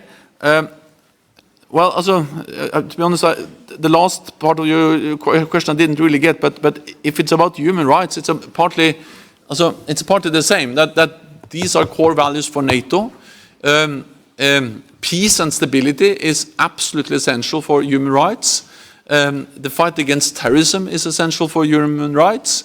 So this is partly about protecting our own countries, but it is also working with partners beyond NATO territory to help to stabilize them, to help them to promote our values.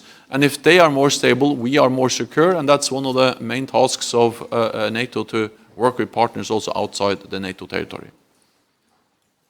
Thank you. We now have the following heads of delegation: Mr. Christian Cambon from the French delegation, Mr. Sven Koopman, head of the Netherlands delegation, and Mr. Luca Frusson from the Italian delegation. So, Christian first. Merci.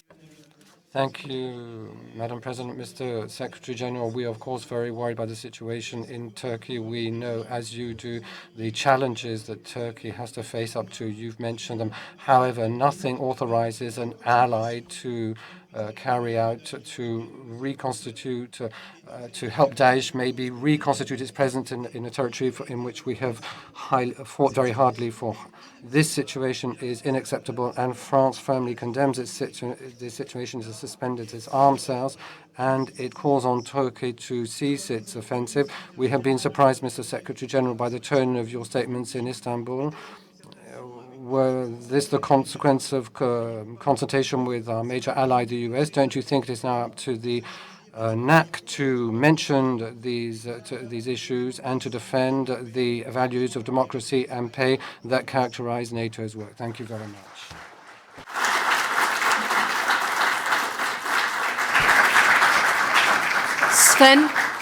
Sven Koopman. Thank you, Madam President, and thank you, Mr. Secretary General. The Turkish invasion in Syria is causing a lot of suffering and creates insecurity, and we see now a resurgence and emergence of terrorists. What are you proposing to do to counter this action, and what can NATO itself do in terms of denying support and means that may be used by the forces of President Erdogan? Thank you.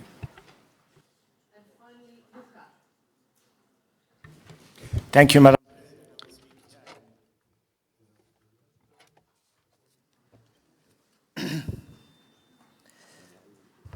Italy has long had a NATO mission in Turkey to protect Turkish airspace and the local population from missile strikes. The mission had run its course, but some time ago we decided to stay in place because we believe in NATO's values, because we believe that all allies should do their share, because we believe that multilateralism is the way to go. But some allies, like Turkey, decided to take action unilaterally against people who helped us defeat Daesh, bringing chaos to the region again and endangering allies on Turkish soil, as the Italians. This action will strengthen Russia's position in this area and will further destabilize other important countries for allies like Italy, Libya being one of these. A mention must be made of the newly displaced persons and civilian victims. It is NATO's duty to protect all of its allies, or we will be witnessing a unilateralist drift that will undermine the alliance and values it represents. If you were in Italy's position, would you withdraw your troops from the mission?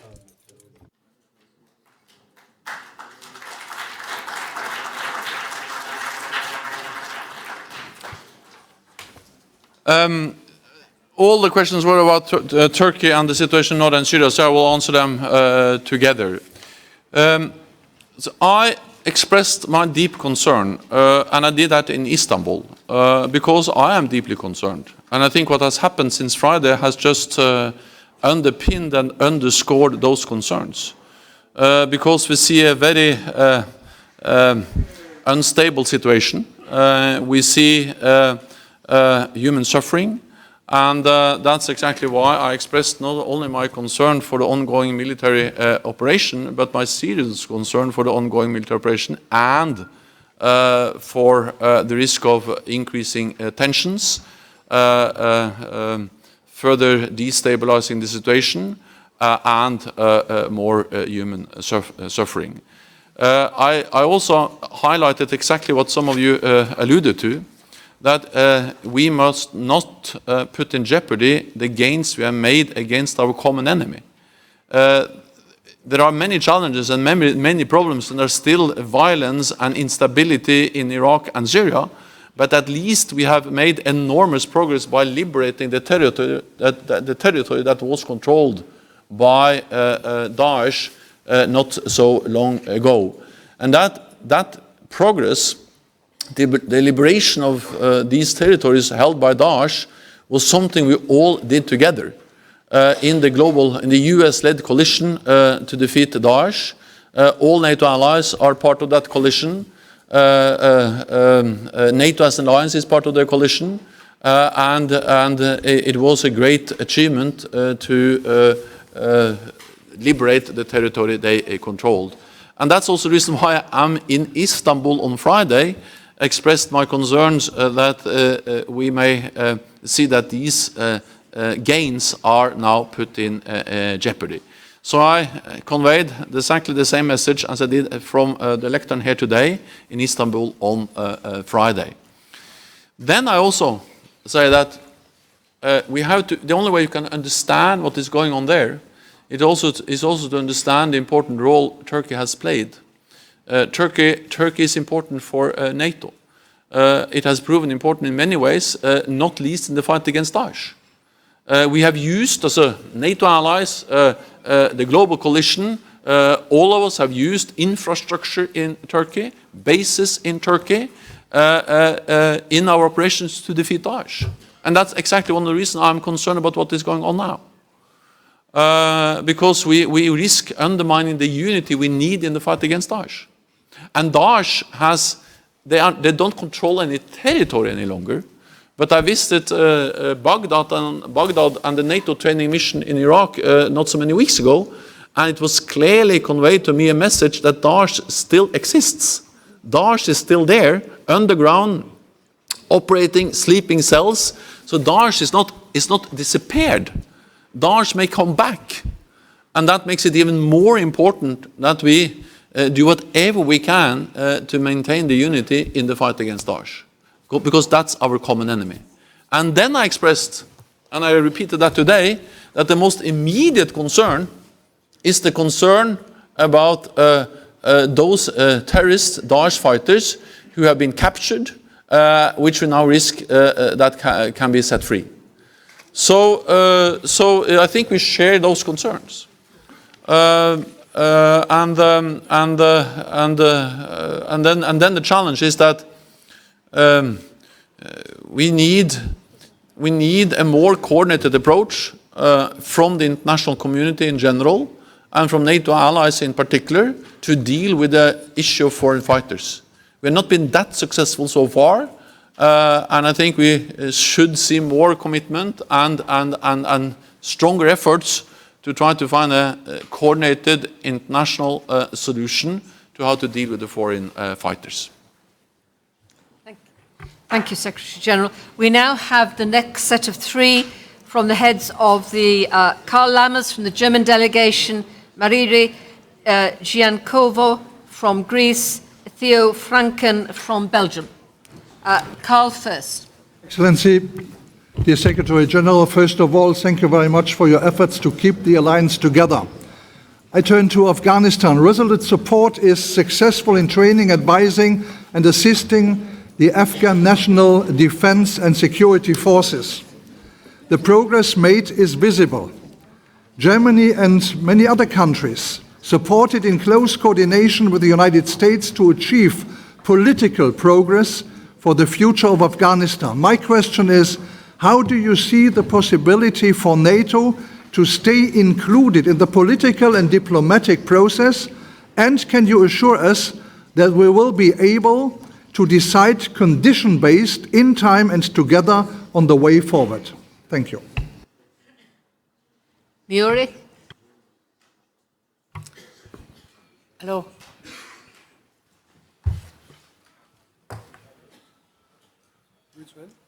Head of the Greek delegation, yes, please. Mr. Secretary General, as you know, the EU, according to the Treaty of the Union, prepares a common security and defense policy, including military capacities. What do you think about a formal cooperation between NATO and the security and defense system of the EU? Thank you. And finally, Theo. Yeah, thank you, dear Secretary General. Yesterday, Hervrin Kalev was murdered. She was a famous Kurdish human rights activist. She was the Secretary General of the Future Syria Party. She was murdered by Turkey-backed jihadists, following multiple independent sources. Hervrin wasn't a terrorist. Hervrin wasn't a YPG. She wasn't PKK. She was a young woman engaging for her people, for human rights, just like all of us, I think, I hope. The Kurds aren't our enemies. They are our allies. They were and are our allies in the fight against ISIS. We cannot let ISIS regain power or strength. The Kurdish people aren't a threat. Daesh is a threat to us all. They attacked our people in London, Madrid, also in Brussels, Belgium, Paris, Stockholm, Nice, and other places. The real terrorists are now escaping from prison. NATO must act. The Belgian delegation wants an urgent gathering of NATO Council. Turkey has to cease fire. Mr. Stoltenberg, will you support the demand for immediate ceasefire, not only expressing your concern? Thank you.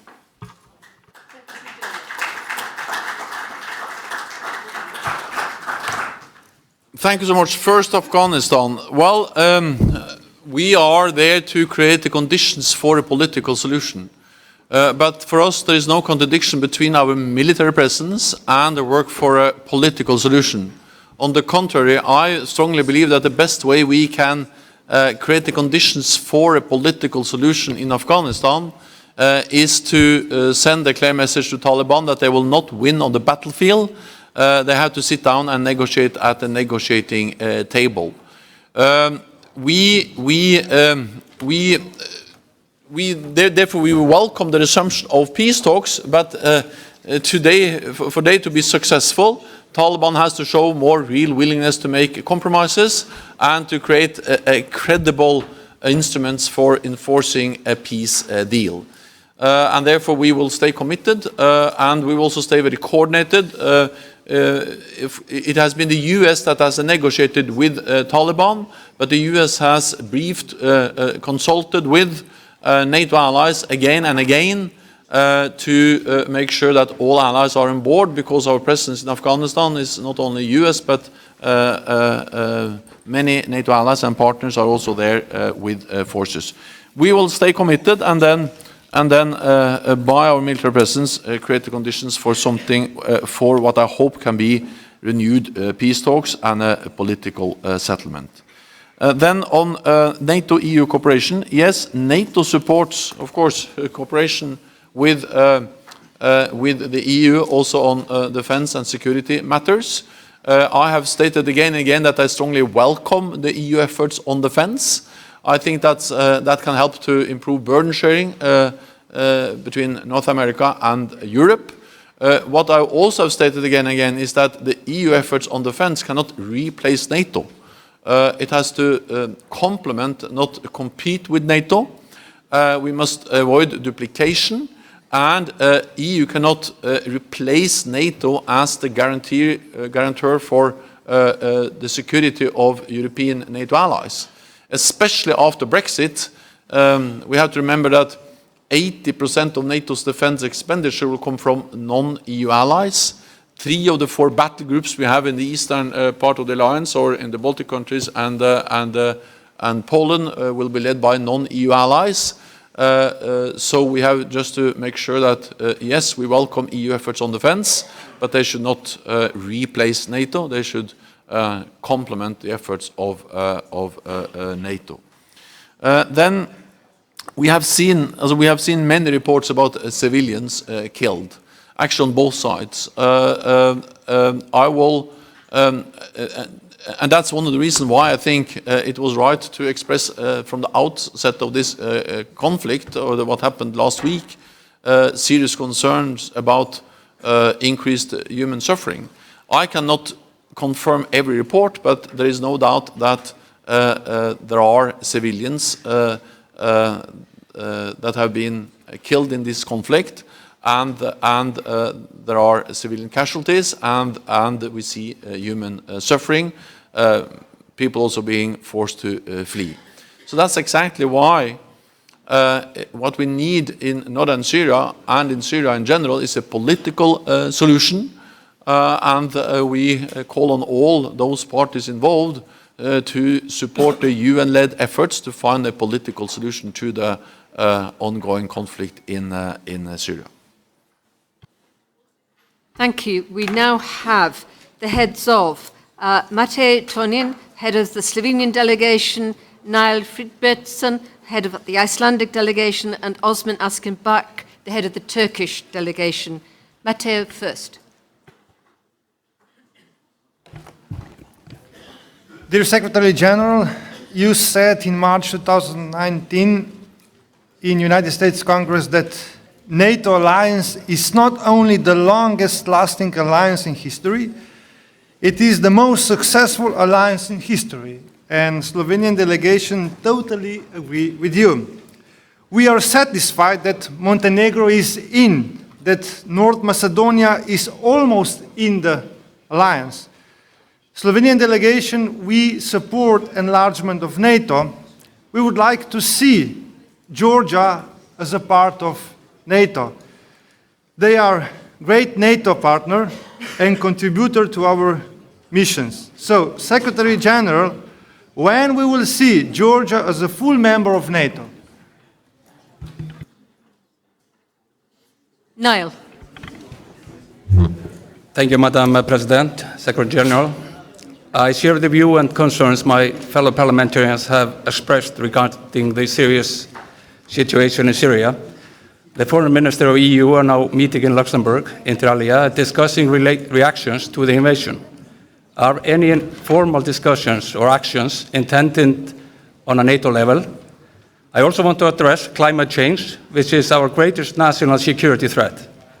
This is especially relevant to the Arctic, as the Arctic region is rapidly warming due to global climate change. It is time for both our governments and NATO to adapt and to a new reality. Does NATO intend to become a leading force in battling climate change and thereby taking a prominent seat in safeguarding our future? Osman. Thank you very much, Secretary General. Turkey would eliminate the terror threat across our borders that are also NATO's southeastern borders. This fight is also for Europe and the alliance. Your Excellency was received by President Erdogan and met with our ministers. I was there too. All of these meetings were excellent examples of comprehensive dialogue between Turkey and NATO. We have been also discussing Operation Peace Spring for 2 days. Turkey is always ready to listen to the views of our allies and to explain its legitimate securities. You stressed on many occasions that you recognize our legitimate security concerns. This is extremely important.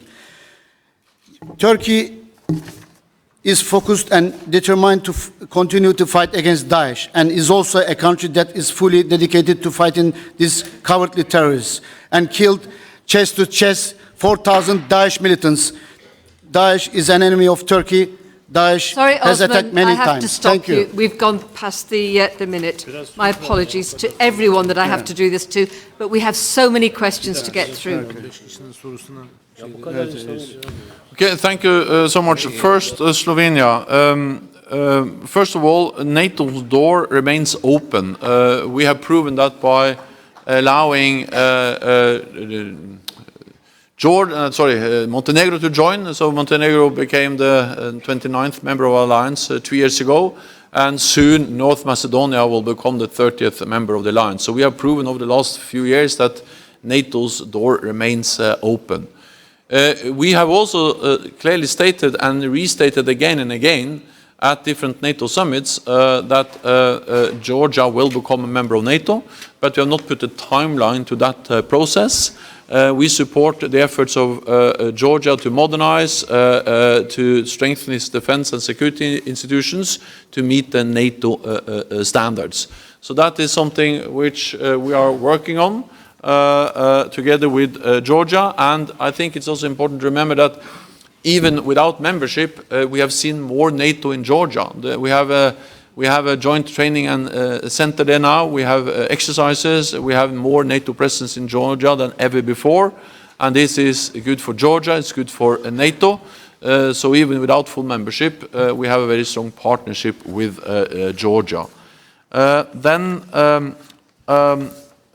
Iceland asked me whether we will discuss the situation in Syria. Well, yes, absolutely. That's a discussion which has been going on in NATO, between NATO allies for a long time, and we also, of course, discussed the recent developments. We did that last week, and I know that NATO allies discuss this as we speak, and also an issue which has been addressed and will be addressed at the NATO headquarters in Brussels. I think we also have to admit that when we see the public debate also between NATO allies, there are different views, and NATO is not present on the ground in northern Syria. Some NATO allies are, but NATO as an alliance is not present on the ground in northern Syria. We are part of the global coalition, and I have expressed my serious concerns about the risk of jeopardizing the progress we have made in that coalition. On climate change, well, before I became Secretary General of NATO, I was UN Special Envoy on climate change. And my views and my concerns about climate change have not changed. Climate change, and NATO has recognized that in our strategic concept back in 2010, that climate change may have security consequences. It may lead to conflicts about resources, water. It may force people to move. So, of course, there are security consequences of climate change. It will also affect our military infrastructure and the way we have to plan and conduct military operations. And we have also highlighted in some of our work that if we are able to make our operations more energy efficient, that will be good for climate, but also good for the resilience of our military operations. So through some of our projects, some of our research projects and so on, we are addressing how can we reduce energy use in military operations, because that's a huge effort to provide all the energy, and it will also address some climate concerns. Having said that, of course, NATO is not the main tool to address the reasons for climate change. We have other international bodies dealing with that. I focus on what is NATO's core task, security, collective defense, and then I think it's important that those tools, especially the UN and the UN Climate Change Convention, are the platforms where the international community addresses climate change more broadly. Then Turkey. Well, so I was in Istanbul on Friday, as I've already stated. I said exactly the same there as I said here now. But one part of that message is that we have to recognize that no NATO ally is more exposed to the turmoil to the south than Turkey, bordering Iraq and Syria, and that they're hosting more than almost 4 million refugees. And of course, for NATO allies to deal with the refugees and migrant crisis, it is critical to work with the European, to work with Turkey. And for instance, NATO plays a key role in helping to implement the agreement between Turkey and the European Union on the migrant and refugee crisis.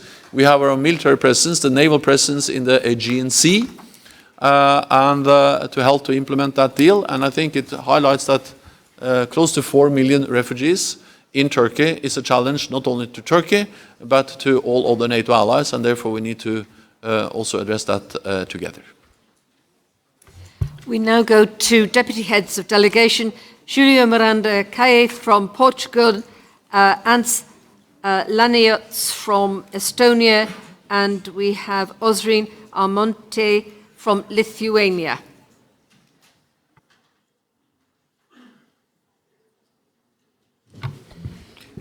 Julio, over to you.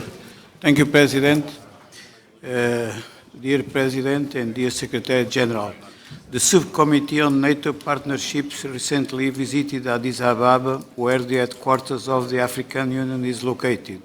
From our visit, we learned that security developments in sub-Saharan Africa are closely intertwined with the stability of the Middle East and North Africa region.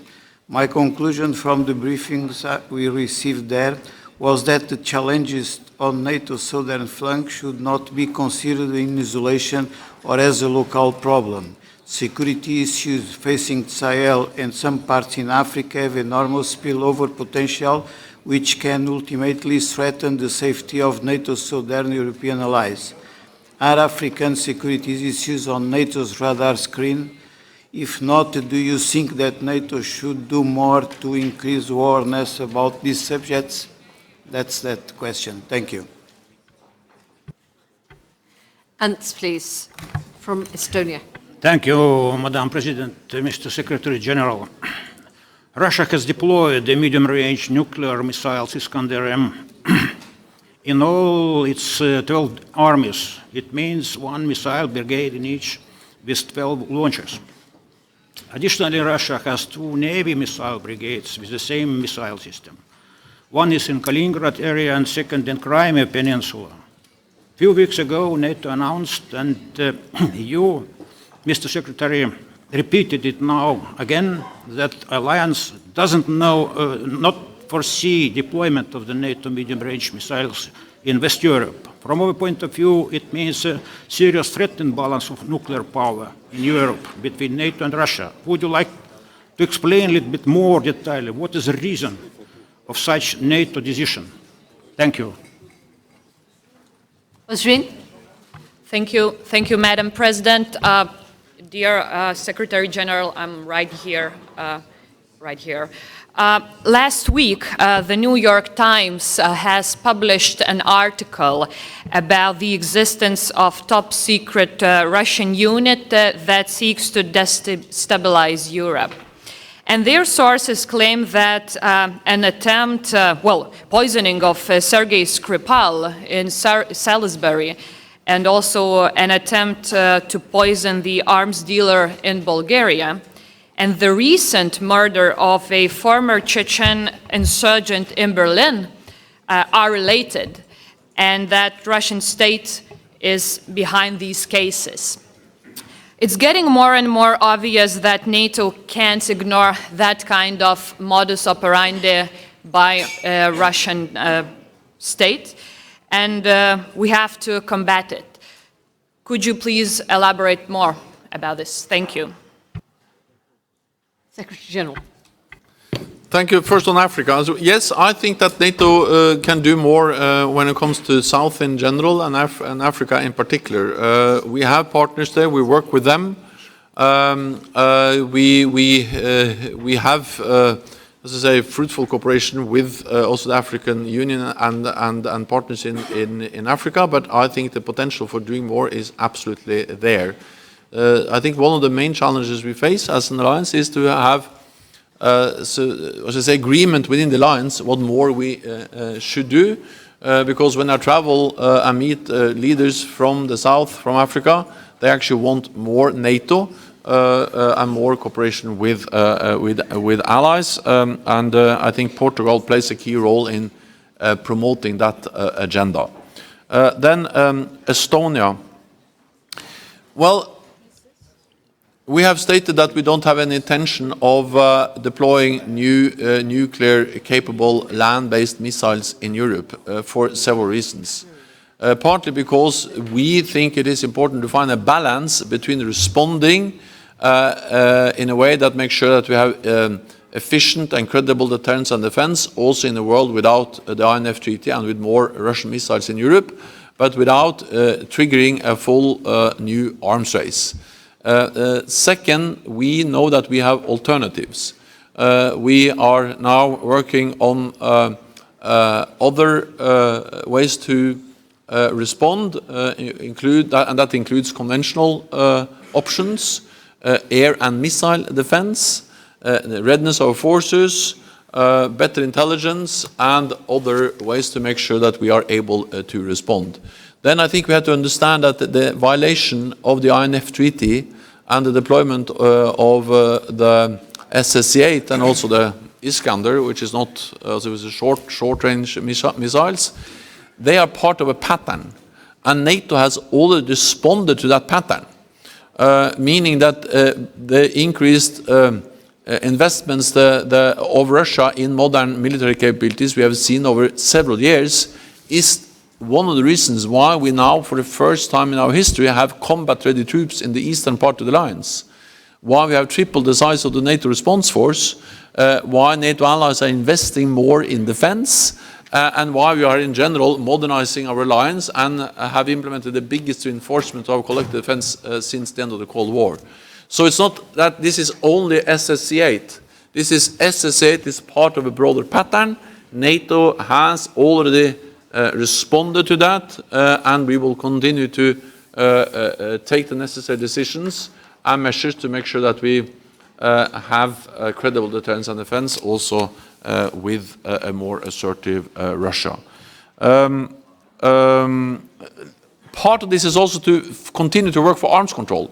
Arms control is in our interest, and therefore the whole idea of deterrence, defense, and dialogue when it comes to Russia is just highlighted by the violation of the INF Treaty, because if Russia wants to confront us, then, well, we are ready to respond.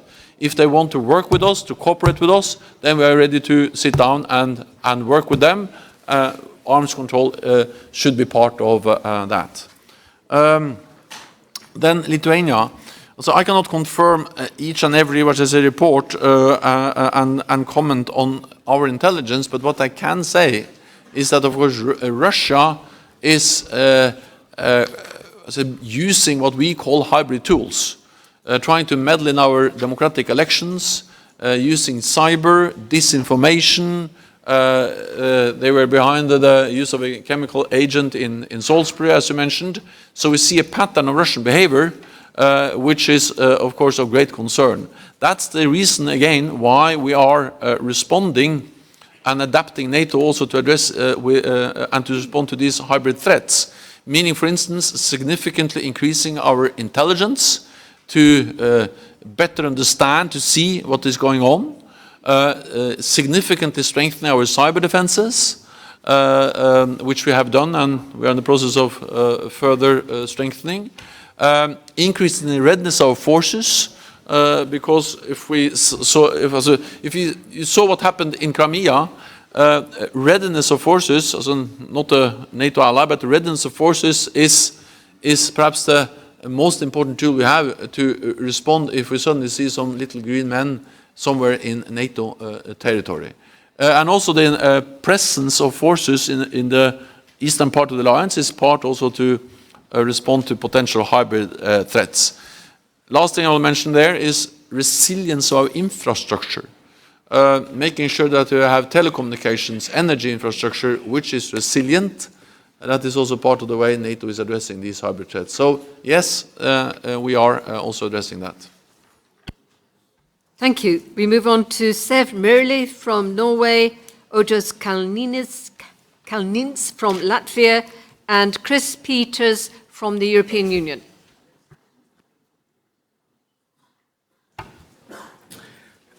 Thank you, Mr. Secretary General. First, we can inform you it's functioning quite well in your home country, even without you as our Prime Minister, believe it or not. And we are happy to see that NATO is functioning very well with you as the Secretary General. You mentioned China and the growth of the Chinese economy in your speech. I have a question to you about the development in China and China's role in the future. In this assembly, we have several times discussed the links between the transatlantic area and Asia, and in particular China. So could you, Mr. Secretary General, from your point of view, comment on the development in China and the future role of China from a NATO perspective, from a security perspective? Thank you. Ojas? Yes, thank you, Madam President. Mr. Secretary General, the NATO leaders meeting will take place in London this year in what could be a post-Brexit period. And if there's a no-deal Brexit, it could impact civilian mobility between the European continent and the United Kingdom. But this could also impact military mobility. And as you've pointed out, EU-NATO cooperation is essential to deal with the regulatory and infrastructure issues that are necessary. Do you have any concerns at all about the UK's departure from the EU affecting this NATO-EU cooperation, especially on mobility issues? Chris. Thank you, Madam President. Dear Secretary General, their past achievements do not guarantee future success. Multilateralism is at the core of the European Union and of the NATO, our alliance. That is the very reason we have spent time and energy to build our organizations and engaged our soldiers in many operations on a daily basis because, dear colleagues, we are convinced that this is the only way we can achieve peace, security and prosperity. Today we witness a surge of unilateralism. This lack of consultation not only undermines the stability of entire regions, but put a threat to security, our security, and I would also like to make clear that this endangers our organizations. Dear colleagues, a crucial part of an alliance is the trust we put in your alliance and in the upholding of our values. As a result, dear Secretary General, I would like to ask whether the current situation is discussed or will be discussed in the Council. Sorry, Chris, you went over the minute. Sorry. I've got to be the same strictness for everybody. Sorry. Thank you. First to Sverre Myrli from Norway. It's very hard to imagine that you manage without me, but I see it works. So China, I think we have to understand that for historical reasons, NATO has been focused on the Soviet Union and Russia. But I think at the same time that more and more NATO allies realize that the rise of China has security implications. We have seen what they have done in the South China Sea. We see how they use modern technology also to control their own people. And of course, many allies are also concerned about what they see in Hong Kong. The fact that China is also investing heavily in new military equipment is something that is gradually shifting the global balance of power.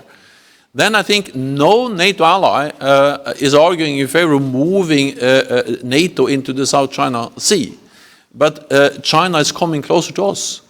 partly because we see them in Africa, we see them in the Arctic, we see them actually investing in critical infrastructure in our own in Europe, and we see them in cyberspace. And we also know that what happens in Asia also has implications for our own security. The debate about intermediate range nuclear forces is one example of that. So we need to address these challenges. And I welcome the fact that NATO allies are now assessing, discussing how we can both see the opportunities but also the challenges related to the rise of China. Then Latvia, military mobility. Now that's an excellent example of where there is a huge potential for cooperation between NATO and the European Union. We addressed those issues. I had a meeting recently with President Juncker and President Tusk, and one of the main issues we discussed during that meeting was exactly how we can speed up the cooperation when it comes to military mobility, because our collective defense depends on our ability to move forces quickly throughout Europe. The EU, also, I think my main message is that in a more unpredictable world, with more uncertainty, we need stronger multilateral institutions. And NATO is such an institution, EU is such an institution, because I think that's the best tools we have to deal with surprises and to deal with the uncertainty we all are faced with, and of course also an argument for two multilateral institutions as NATO and EU to work together. I tried to be short myself, but that's hard. Right, we now move on to Afrim Gashi from Macedonia and Irakli Bera from Georgia, and Yemor Cherniev from Ukraine. Afrim. Thank you, Ms. Moon, President, distinguished Mr. Stoltenberg. As you mentioned earlier, my country, North Macedonia, very soon is going to be the 30th member of NATO. In accordance with that, thank you. You are taking my seconds. Even though our process of joining NATO is a long-standing in time, even though 18 maps were delivered in past 18 years, even though our real military contribution to NATO peace missions in the world is evident and highly appreciated by NATO allies, at the end of the day, we can all openly say and acknowledge that all these achievements, national and painful concessions, are the result of the adherence and commitment of all our governments so far, of all our parliamentarians so far, and of all the large majority of citizens who support Euro-Atlantic integration.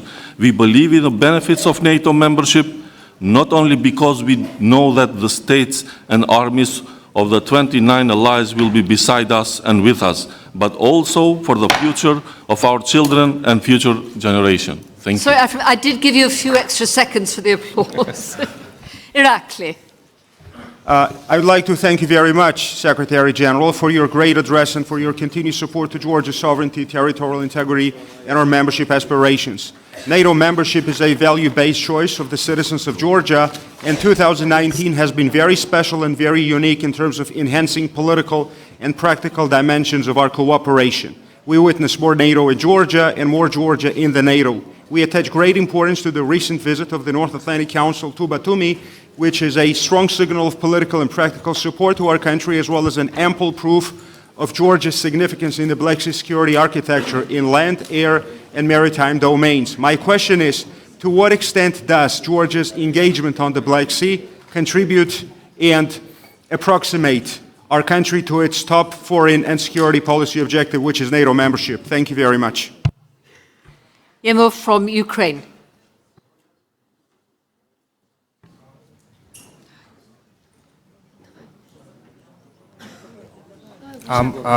Dear Secretary General, dear Madam President, we have been fighting against Russia's aggression for our sovereignty, for the European values, for Europe since 2014.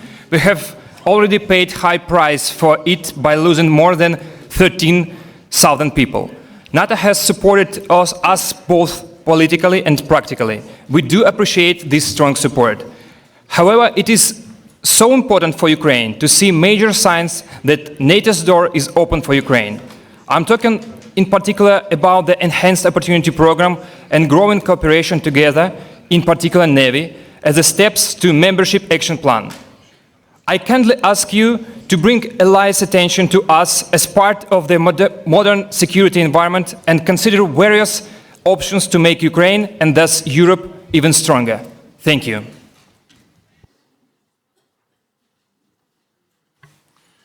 First, North Macedonia. It's a great achievement, and I would like to commend North Macedonia for the enormous progress you have made, and I'm really looking forward to welcome you as a full member. As you know, you're already participating as an invitee at all NATO meetings. You will also, at least most of the meetings, and you will also be present at the summit in December. So I look forward to having you as a full member. Georgia, not so much to add, but just to say that you're we are also working with you on the Black Sea, and everything you do to modernize, to improve your defense and security institutions, including naval capabilities, is of course helping you to move towards NATO. We also work with your Coast Guard, so Black Sea is also part of the cooperation with Georgia. The last one was Ukraine. Yeah. First of all, I think we have to understand that NATO stands in strong solidarity with Ukraine. We provide practical support, political support, and it's absolutely not acceptable what Russia has done, illegally annexing, taking a part of another country, illegally annexing Crimea, and continuing to destabilizing eastern Ukraine. And therefore we are stepping up our support, our cooperation with Georgia, after the incidents and the capture of the Ukrainian vessels in the Strait of Azov. We decided also to do more in the maritime domain, to work with the Naval Academy in Odessa. And in a few weeks, the whole North Atlantic Council will go to Ukraine, visit Ukraine, and express our strong political support. And I urge also NATO allies to provide even more practical support to Ukraine. They need our support. This is about supporting Ukraine, but it is also about upholding, supporting a rules-based order, which is of great importance for all of us. We are supporting Ukraine's ambitions for further Euro-Atlantic integration, including membership. We think that the focus should be on reforms, on how to modernize Ukraine. I see that President Poroshenko is back in the crowd back there, and we have worked together on these issues for many, many years. And we, of course, also work with the new president on how we can further strengthen the partnership with Ukraine. That's good for NATO, and it's good for Ukraine. And to modernize their defense and security institutions is the best way also to move towards a membership. We've got two final questions. Dragan Somaz from Serbia and Andraknik Kocharian from the head of the Armenian delegation. Thank you, Madam Moon. Mr. Secretary, short question. What is your assessment of NATO-Serbia cooperation, NATO-Serbia partnership today? Andranik. Yes, спасибо. Thank you. Secretary General, Prime Minister of Armenia made a declaration that solution of Nagorno-Karabakh conflict should be acceptable both for Armenian people, Nagorno-Karabakh people, and Azerbaijan. This signal from Armenia fully complies with the appeal of the co-chairs of Minsk Group on preparation of people to peace. Unfortunately, we haven't heard any similar declaration from another side. Even more from there, we hear militant rhetoric. My question is how the North Atlantic Alliance can help to resolve Nagorno-Karabakh conflict on a fair and long-term basis? And how are you going to support the efforts of the co-chair of the Minsk OSCE group? First, on Serbia, I strongly believe that we have a very good and strong partnership with Serbia, and I welcome that, based on the fact that NATO fully supports the decision by Serbia to be a neutral country.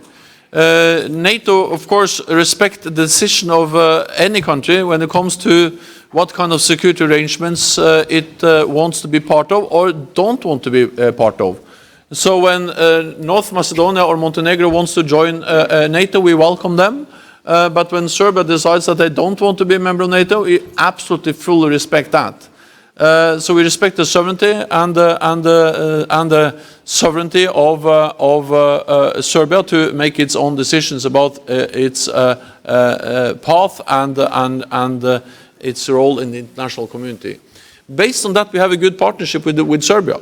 I visited Serbia not so long ago, and I saw how we actually had a big civil preparedness exercise together, NATO allies and Serbia, and how we are working also in other areas together, strengthening both the practical cooperation and political cooperation. So we welcome that partnership. We also hope that it is possible to make progress in the Pristina-Belgrade dialogue to deal with the challenges we have in Kosovo, and therefore we urge all parties to be constructive and find a political solution and to reactivate the Pristina-Belgrade dialogue.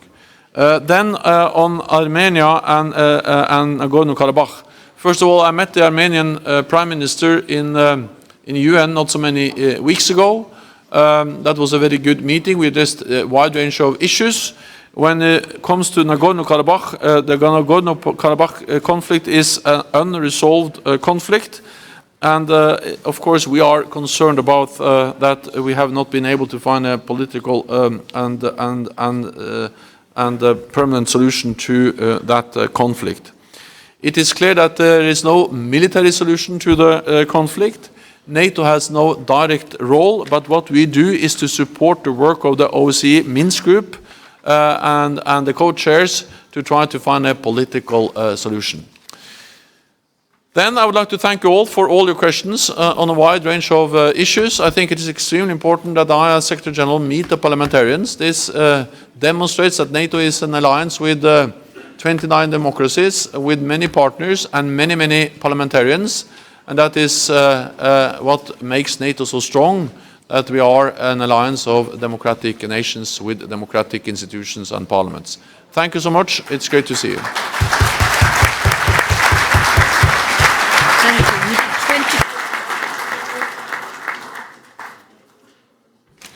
Well, colleagues, we managed to get through 24 questions and 4 answers in that hour, so that's really well done. Thank you for being disciplined, and I apologise for having to use the gravel, but really it was important that we got as many in as we possibly could.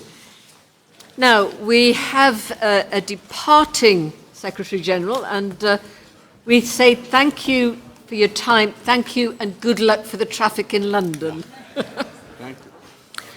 But we also have another departing Secretary-General, and I now invite Jerry Connolly to take the podium.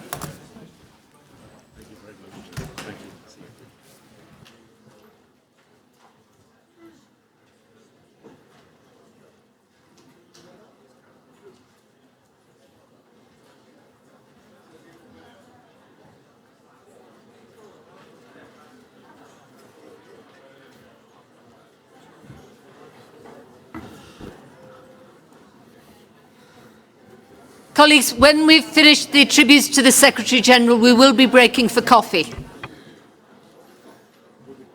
Dear colleagues,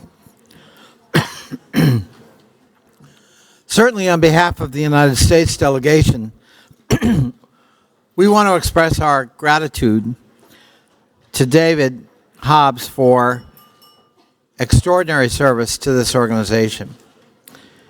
let's be honest, we're not an easy group to manage. There are lots of disparate points of view, different cultures, different approaches to politics, different opinions about the issues that face us as a common entity. There are 4 words, I think, that have described David since I've known him, and I know my colleagues who've worked with him even longer, including Mike Turner, the immediate past president of this organization. One is grace. David manages to approach every issue and every situation with a professional and personal grace that makes everything go down easier. And that's an attribute, David, we're awfully grateful for. Thank you. Active listening. I've never known David to blow off or ignore or dismiss a concern that's brought to his attention by a member nation, a delegate, or a delegation, or a staff member. He actively listens, gets engaged, and tries to resolve the issue or the problem or challenge at hand. And that's what you want in a leader. Respect.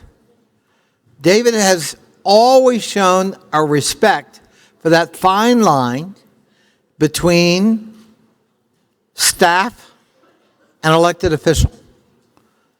I was once a staffer, and I know that's not an easy line to respect, because generally staff know more.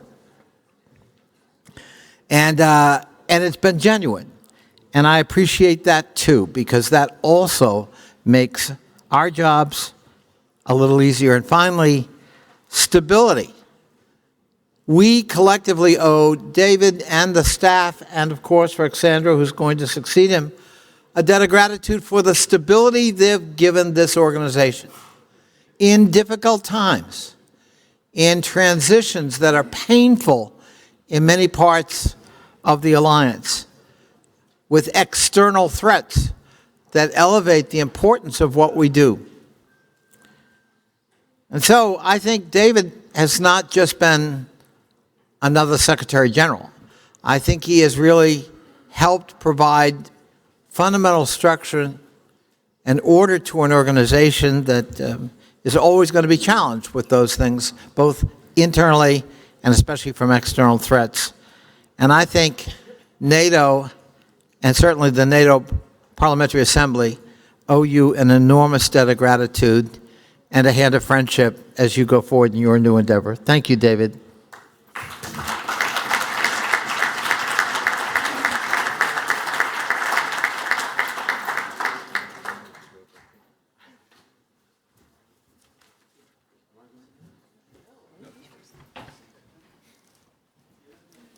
David says, "Is it me now?" And Roxandra said, "No, that's a woman about to take over control." Roxandra. Thank you, Madam President. And I do feel it is not only my duty, but I very much want to make sure that I also pay tribute to David on behalf of our International Secretariat. And I'm grateful to the President, to Karl Lammers and Jerry Connolly, for the wonderful words they've had for David, and I recognize every one of the qualities that they've highlighted in David. I've seen them, having worked with David for now quite a long time. Yeah, quite a long time. When David joined the NATO Parliamentary Assembly International Secretariat in the early 1980s, the international environment was very different. The Assembly was very different. But certainly the International Secretariat was a very different organization as well. And I think the International Secretariat that you see today has very much been shaped by David in many different ways. First of all, he's brought to our Secretariat his scientific mind. And if anything, not many people know that, but he's brought the internet to the Assembly, which in itself I think is a great achievement. He was also the first Secretary General who typed his own notes, who could use a computer well enough to do that. more importantly, he's shaped our international secretariat through the values that he's promoted, and Jerry Connolly just mentioned that in a moment ago. Values of professionalism, of integrity, hard work, humility, which I think is also something that we cherish. And at the end of a hard day's work, well, then we can relax and have a beer together. And I think that's the spirit that the Secretariat is working under, and that's very much David's spirit. He's also shaped our International Secretariat by who he is as a person.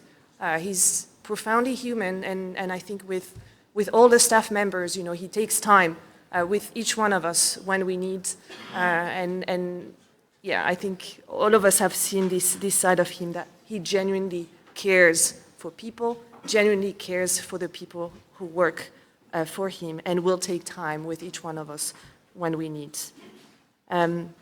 You've also known him as a frank, direct person. Surprisingly, that never got him into trouble. I'm still impressed. And obviously, I have to mention the sense of humor that will be impossible for any one of us succeeding him to match. We will very much, we keep track, I think, in the office of the jokes and phrases that he uses. That's probably about 50 pages by now of various phrases and jokes that he's made over the years. I am certainly personally profoundly grateful to him for appointing me as his deputy. He took a risk when he did that. I was this 31-year-old young woman, a young committee director that he'd only seen working with him for 5 years. But as I think Madeleine mentioned in her tribute to David, he recognized his talent in the people that work for him, and he's willing to take risk when he does that. And he has shared with me everything that he had and made sure that I am ready to take on the challenge of taking over from him. He has made this task, for me, both very easy and very hard.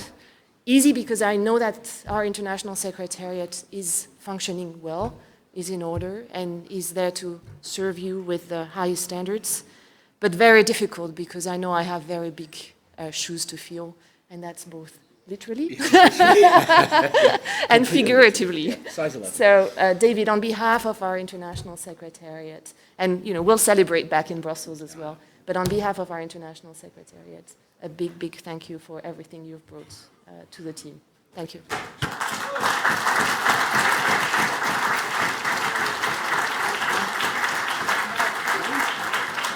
Okay.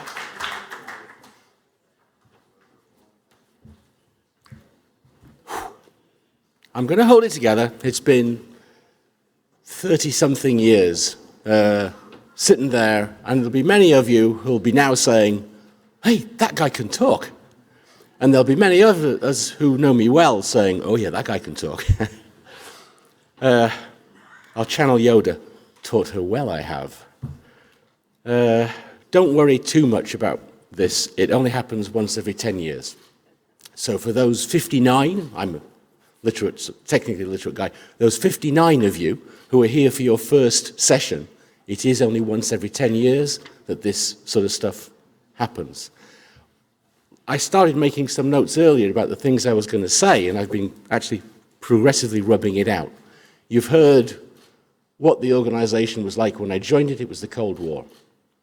And so the organization has adapted and been adapted through all those transitions, from end of the Cold War, through partnership, through the dreadful events of 9/11, through the Balkan Wars, through the end of cooperation with Russia, through Russia's dreadful aggression to our friends, actually starting in Estonia, then Georgia, then Ukraine. We adapted. I won't list all those things, but the International Secretariat adapted quite profoundly in 2018. As the presidents know, the Secretary General and the Secretariat provide political, administrative, and practical support to the members, and particularly to the President. And of course, from 1955 to 2018, those presidents were all men. And in 2018, that changed, and the Secretary General had to adapt, and I faced some new challenges, and this is where I hope my technical guys are going to help. So what you see when you're on these trips, you're there with the President doing everything. Everything you can to provide the political support, the practical support. I didn't even have to cue it. So what you see, of course, is the President surrounded by the press and everything going swimmingly. But before that, usually what happens is they got a file and they hand it to the Secretary General. So if I can have the second one up, what you don't see is my new gift for handling not just the papers, but indeed anything that the President happens to have to hand and can't take with them to the podium. And I felt so proud at the end of that because I said I'd even matched the tie.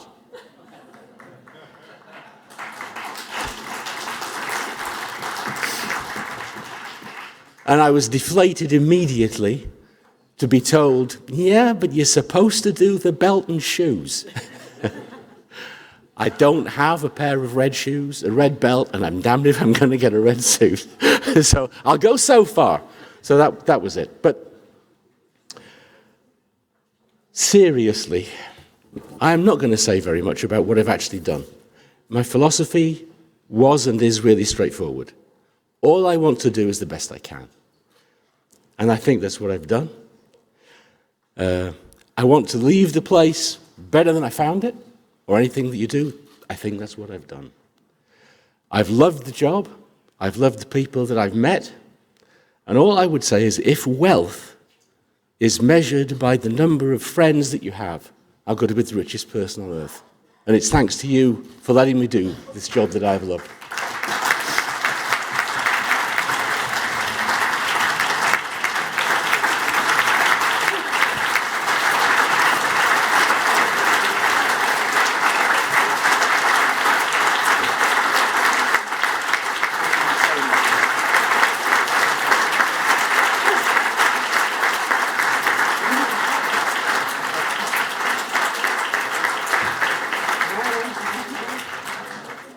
Not yet.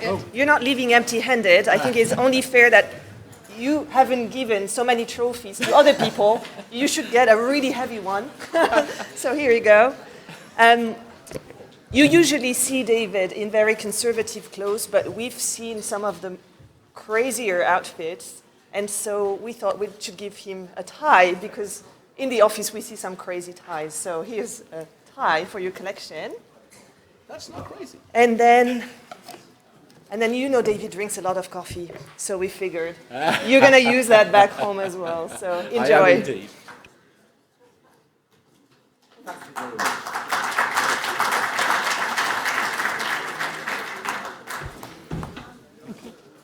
Colleagues, we're now going to have a coffee break, and would you believe we're 2 minutes out of schedule, so that's brilliant. Can we have you back, please, at 12:47, please? Thank you.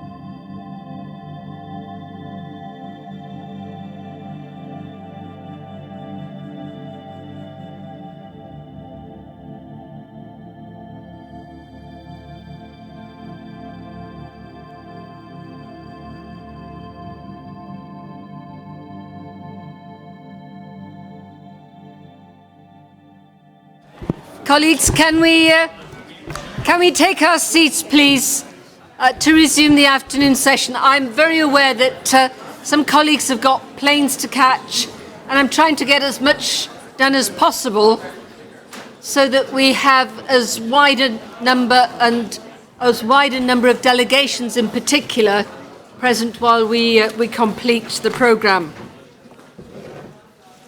Can I start with a personal apologies? When I called the North Macedonian delegate, I mistakenly called the Macedonian delegate. The record has been corrected, and my apologies for that mistake. I have to tell you that we were juggling so much up here because of the change of timetables. It all went a little haywire. Now, I'm moving up onto the agenda now.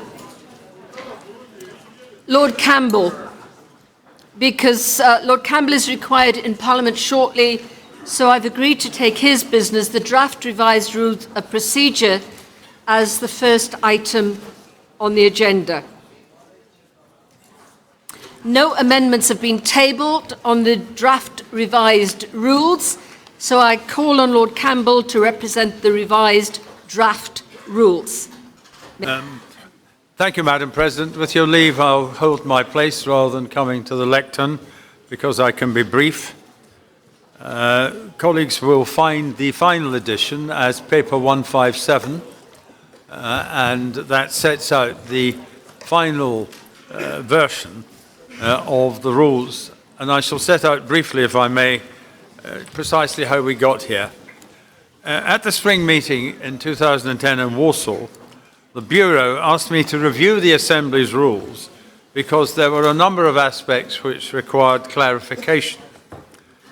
This was hardly surprising since the last major review had taken place in 2004, triggered as it was mainly by catching up with institutional changes that had taken place since the end of the Cold War and adding a number of rules concerning seminars and bilateral groups, for example.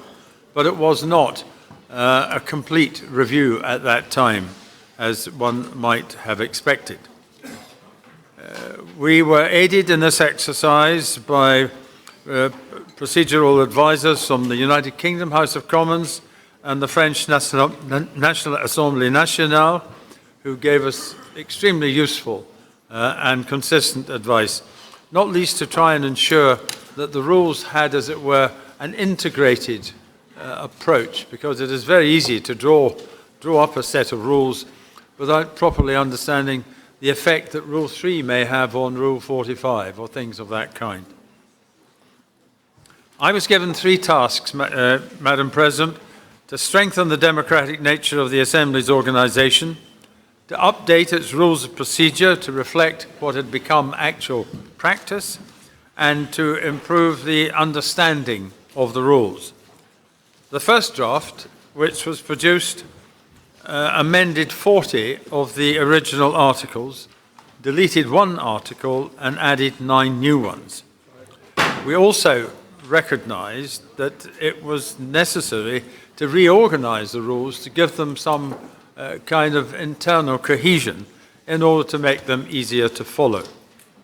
At that stage, national delegations were then invited to consult all their members and to return with observations and suggestions, and this they did in a number of cases, and I'm most grateful to them for doing so and helping to focus on a number of matters which had properly to be dealt with a revision of the rules.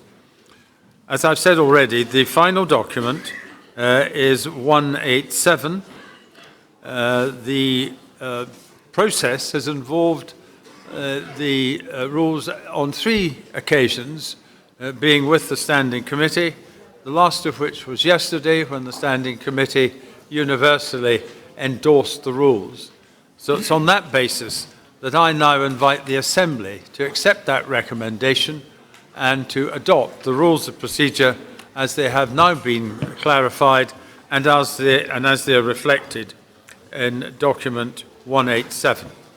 I'm also going to suggest that there should be a process for keeping up to date the rules And I've no doubt that that's something which the new Secretary-General will find a useful way of ensuring that we don't have to have the kind of massive exercise that we've had on this occasion. I'm particularly grateful to the Secretary-General and the Deputy Secretary-General because they have coped with an enormous amount of detail, some of which avoided not just overtime, but working quite long into the night. So on that basis, may I commend these rules to the Assembly and invite the Assembly to adopt them. Thank you, Ming. That's a huge piece of work that's been carried out, and I'm sure everyone is intensely grateful. I've set a time limit of 1 minute for anyone who wishes to speak in relation to the draft rules of procedure. Does anyone wish to speak? If you do, would you hold up your card? Okay. So, those in favour of the draft revised rules of behaviour, please show. Looks good, thank you. Those against? Those against? Is that an against? One, we've got one here. Oh, right, okay, that's one. Any abstentions? No? Okay, one abstention, thank you. Then the draft revised rules of procedure are adopted. Thank you.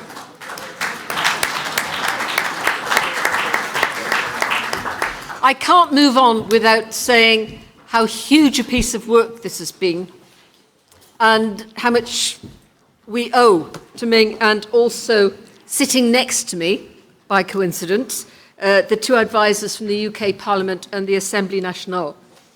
Because the amount of work that has gone into this has been exceptional. I think we are much stronger, the rules are more robust. We'll also find them easier to navigate, they're much clearer. So I want to thank everyone, and of course the Secretary-General and the Deputy Secretary-General, because we all operate on the basis of rules in our parliaments.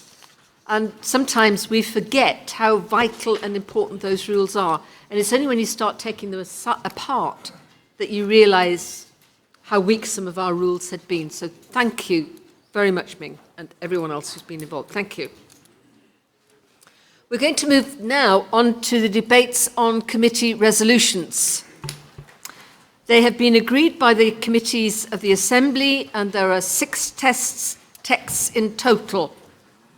I have agreed to take a request, the first draft resolution from the Science and Technology Committee.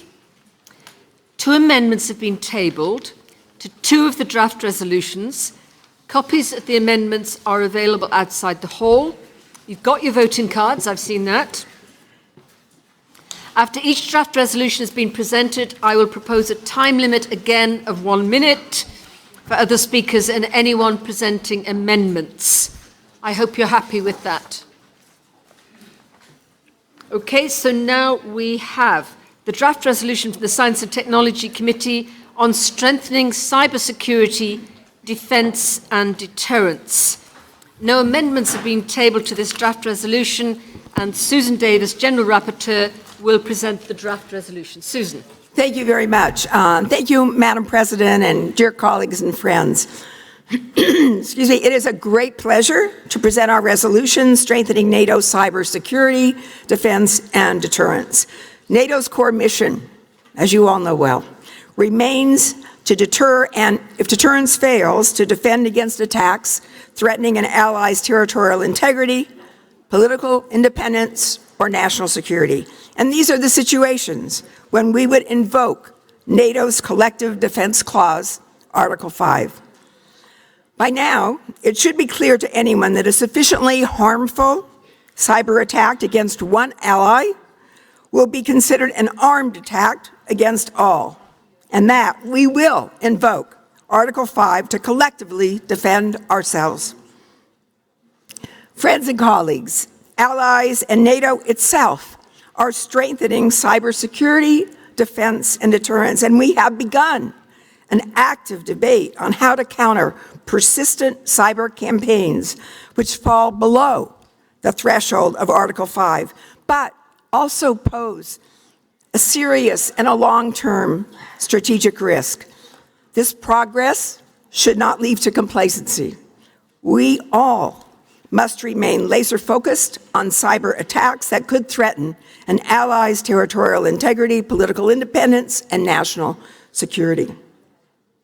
So we must redouble our efforts to upgrade cybersecurity and defense, maintain credible cyber deterrence policies, and develop robust policies on persistent cyber campaigns. I hope that you will all agree with me that this resolution contains very strong recommendations for NATO, but more importantly, for us, because ultimately it is up to all of us in this room to ensure that our governments live up to the cyber commitments we have made to each other as allies. I'm very pleased to present this resolution, and I ask which actually passed by unanimous support in the committee following thoughtful discussion, and I ask for your full positive consideration. Thank you very much.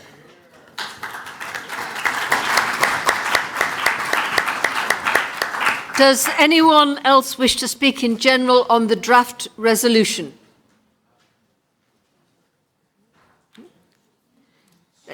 Then, in that case, we will now vote on the draft resolution. Those in favour, please raise your voting cards. Thank you. Those against? No votes against. Any abstentions? Then, Susan, you have absolute unanimity. That is passed. It is agreed.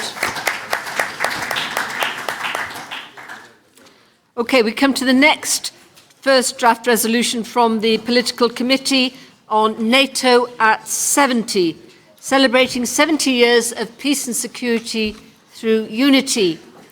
One amendment has been tabled to the draft resolution. I call Julio Miranda Calle, General Rapporteur, to present the draft resolution. Julio.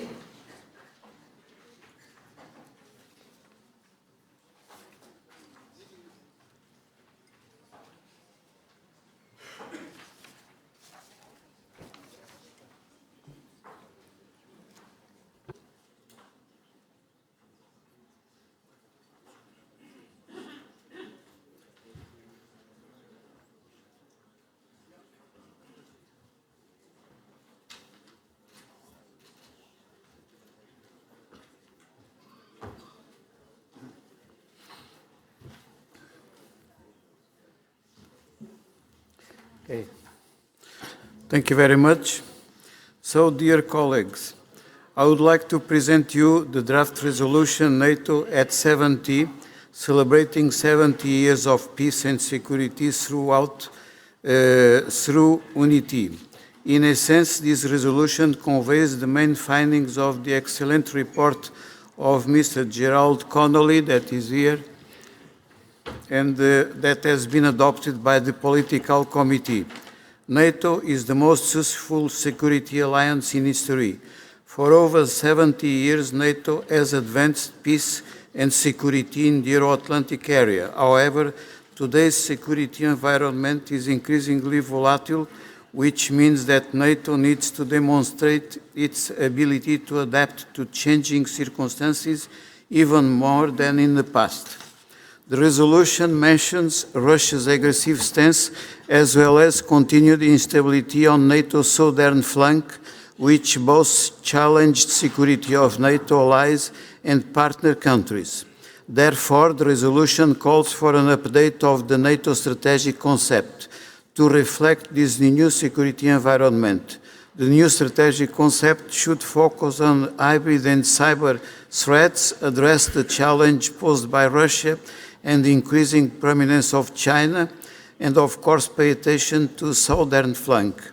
Threats such as nationalism and polarized societies jeopardize the alliance from within.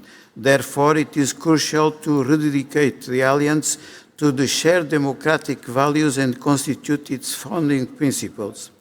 The resolution recognizes the tangible improvements towards a fairer sharing of the financial burdens, but it also states that more must be done. Therefore, the resolution urges the allies to increase the efforts to implement the defense investment pledge and military equipment modernization.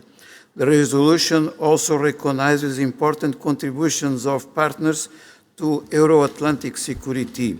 The resolution suggests that NATO should develop partnerships further, particularly with the European Union. NATO should also continue supporting its partner in East, Ukraine and Georgia in particular, against Russian interference and maintain the assistance for their reform processes. Thank you for your attention, and I look forward to your comments and suggestions regarding this draft resolution. Thank you. Thank you, Julio.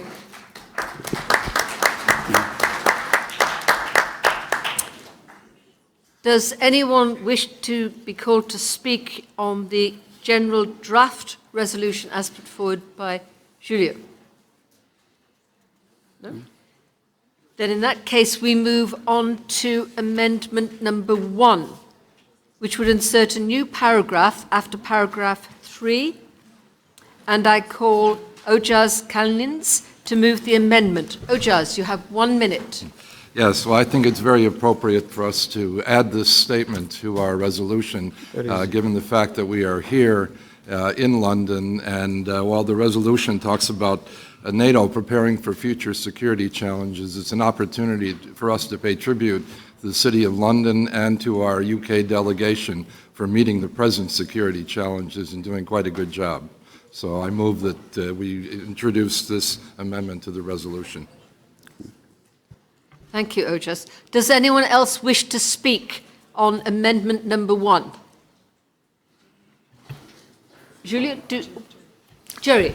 Just real briefly, we've worked with Ojaz on this amendment, and we think it's a helpful addition. Thank you. In that case, no one else seems to wish to speak. Julia, do you wish to offer a view on the amendment? Yes, we accept this amendment. I think it's a good position to put in our resolution. And thank you for contribution of our colleague from Lithuania and our colleague from United States, Connolly. Thank you. I shall now put amendment number 1 to the vote. All those in favour of amendment 1, please raise your voting cards. Thank you. Those against? Is that 1 against? Was that an against? No. Oh, right. Any against? Okay. Any abstentions? Okay. The amendment is agreed to. Thank you, colleagues. Thank you. We'll now vote on the draft resolution as amended. Those in favour, please show your cards again. Thank you. Those against? Are they against? Yes, 2 against. And any abstentions? No. The draft resolution as amended is agreed to. Thank you. We now move on to the second draft resolution to the Political Committee on tackling security challenges from Africa. No amendments have been tabled to this draft resolution. Julio, as General Rapporteur to the committee, you have the floor again. Okay, thank you. So, dear colleagues, it is a great pleasure to present you the draft resolution on tackling security challenges from Africa that was adopted by the Political Committee yesterday. The resolution emphasizes that security developments in sub-Saharan Africa are closely intertwined with the stability of the Middle East and North Africa region. Therefore, challenges on NATO's southern flanks should not be considered in isolation or as a local problem. Instead, the security issues highlighted in the report and this resolution have enormous spillover potential which can ultimately threaten safety of NATO's southern European allies. These issues are the chaotic situation in Libya that enables the continuation of jihadist activity, endemic insecurity in large parts of sub-Saharan Africa caused by the interplay of corruption, weak institutions, radicalization and illicit trafficking, the expansion of militant Islamist groups beyond the Sahel region, thereby creating a belt of violent extremism in Africa. To keep NATO's southern allies safe, it is thus of crucial importance that the alliance is better aware of the security-relevant developments in sub-Saharan Africa. NATO is a Euro-Atlantic security organization and will therefore focus primarily on the security challenges emanating from here. Africa is therefore not high on the agenda. However, there are some low-hanging fruits where increased engagement could enhance regional security. The measures proposed by the resolution mainly aim for two goals. Firstly, the improvement of situational awareness, and secondly, enhanced cooperation with other organizations active on the continent as well as with individual African countries. The resolution thus suggests to use and to equip the NATO hub for the South in a way that it becomes an effective early warning mechanism for Africa through enhanced intelligence sharing and the provision of more financial and human resources. Explore options to formalize an EU-NATO strategy on promoting stability in Africa and to further develop NATO's cooperation with the African Union on security and politics-related topics, such as the operationalization of the African standby forces. To engage in capacity-building efforts, dialogue and information exchange and training of security forces in the Sahel region to prevent the further proliferation of terrorist groups, to consider expanding NATO's Partnership for Peace program to sub-Saharan states interested in formalizing their cooperation with the alliance. Thank you very much for your attention, and I would like to receive your remarks about this.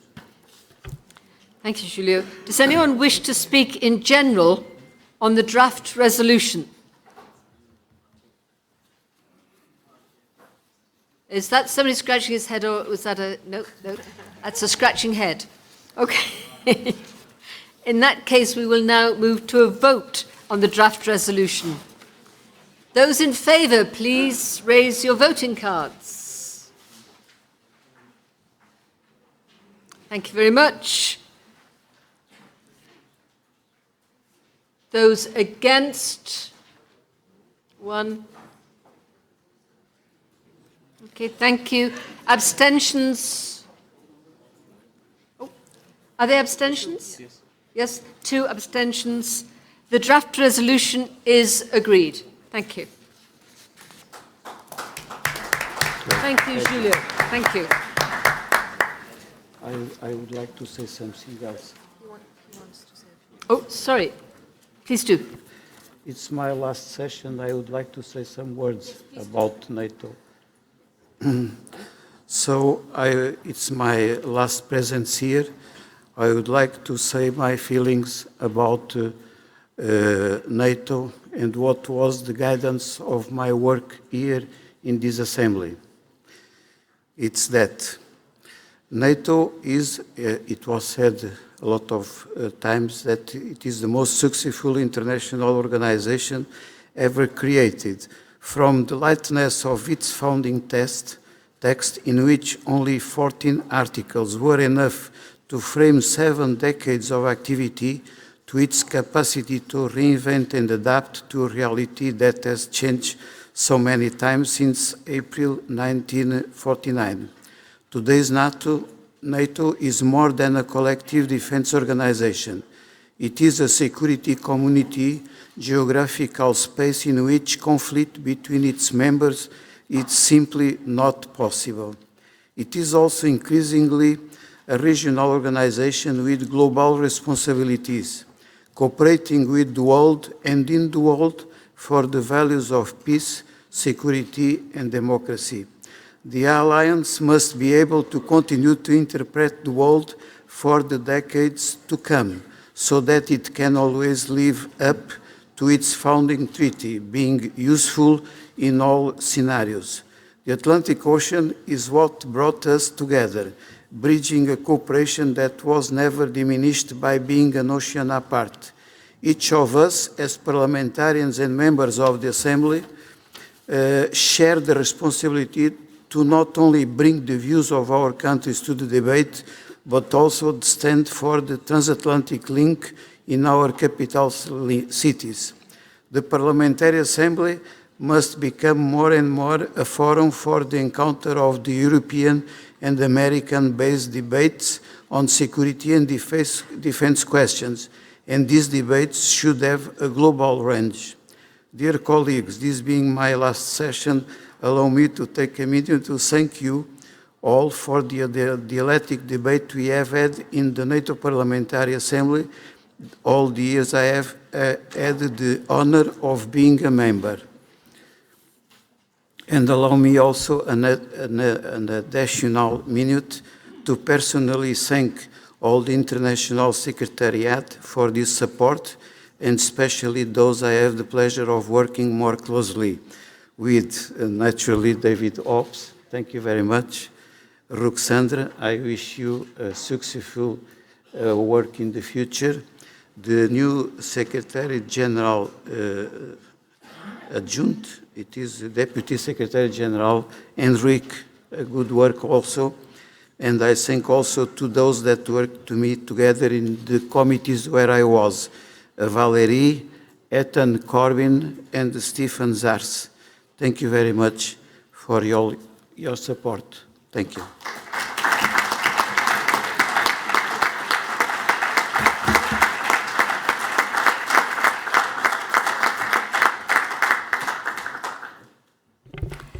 Thank you, Julio, and I'm so glad you had that opportunity to make those remarks.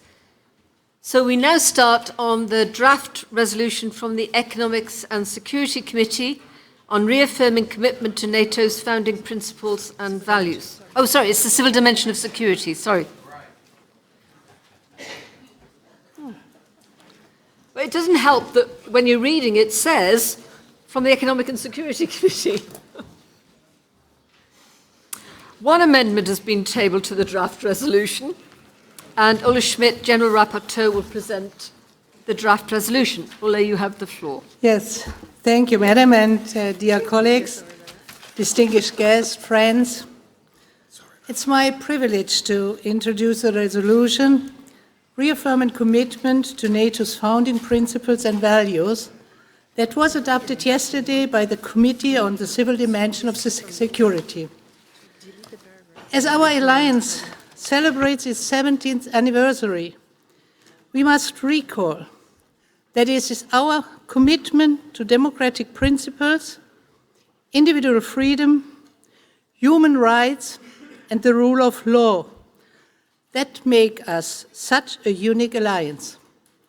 This resolution reiterates that point and emphasizes practical measures we can take to ensure that commitment remains strong. Between rising undemocratic powers in the world, growing discontent at home, and technological shifts that upend our understanding of social and political affairs, the liberal world order that NATO both represents and defends is being challenged. At such a time, democratic backsliding within the alliance itself could be dangerous for our common defense and deterrence posture. Credible deterrence depends not only on military capabilities, but also on solidarity. Anti-democratic trends make solidarity increasingly difficult to maintain, and we must challenge and seek to reverse these trends, and we must do so together. First and foremost, we should consider an institutional structure in NATO itself that will have the mandate to monitor and report discreetly and diplomatically on the democratic credentials of member and candidate states. The report mentions several forms this might take place, but I believe the symbolism of the gesture is just as important. In the meantime, we should combat the other destabilizing forces that threaten our community, with an eye on external adversaries. We must maintain our focus on cyber and hybrid security, especially with respect to disinformation in elections. At the same time, we should encourage efforts to tackle the root causes of public discontent, from migration to income inequality. I also believe we could do more to publicly reaffirm our commitment to democratic values and to NATO's open door policy, which has encouraged the spread of those values. Colleagues, 70 years ago, the original signatories of North Atlantic Treaty made a commitment to, and I quote, contribute toward the further development of peaceful and friendly international relations by strengthening our free institutions, end of the quote. And today, we have an opportunity and responsibility to uphold this commitment. Thank you for your attention, and I hope you will support the adoption of this important resolution as the committee yesterday did. Thank you.